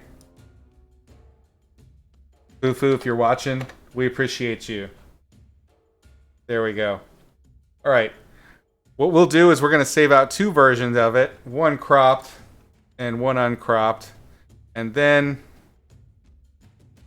go escape and D. Then we can decide in Twitter or on the Discord. There we go. Leave it as it is for now, because there is a bit of action here with these raw lines. All right, gang. That's it for today. I also have waffled. I agree. We tried to commit. We tried to poll. The poll didn't work. It all came out even. So the waffle has won. Thank you for hanging out, gang. It was super fun finishing this up. Next session, I'm hoping to do, I think, Wednesday or Thursday. And that will be doing a freelance painting. So if you're around and you enjoyed yourself, please do the follow thing, watch, whatever, and check in next week because we're going to do a freelance background key for an animation. So we're going to be doing. I think it's the plan is kind of a green. It's set in Ireland at this point in the story, and I'm going to be doing a church with a prayer labyrinth in the foreground. It's going to be interesting. It's going to be pretty challenging. The real issue is that, as I mentioned, we're going to try and do a variety of styles. I may not be able to do them all in that short amount of time, but this potentially the stream. I might stream all day if you want to hang out and stop in at some point. But I might do like a full day's work and just show you what gets done. So I'll be starting from scratch. I've already done the reference hunt. I'll put the reference into the file, and we'll go over it, and we'll talk about it more there. Anyway, thanks again, gang. Super fun. I had a blast finishing this off. We will talk soon. Until then, you know how it be. You got to paint smart. What's that other word? I forgot already. Oh yeah, paint sexy. That's right. Take it easy, gang.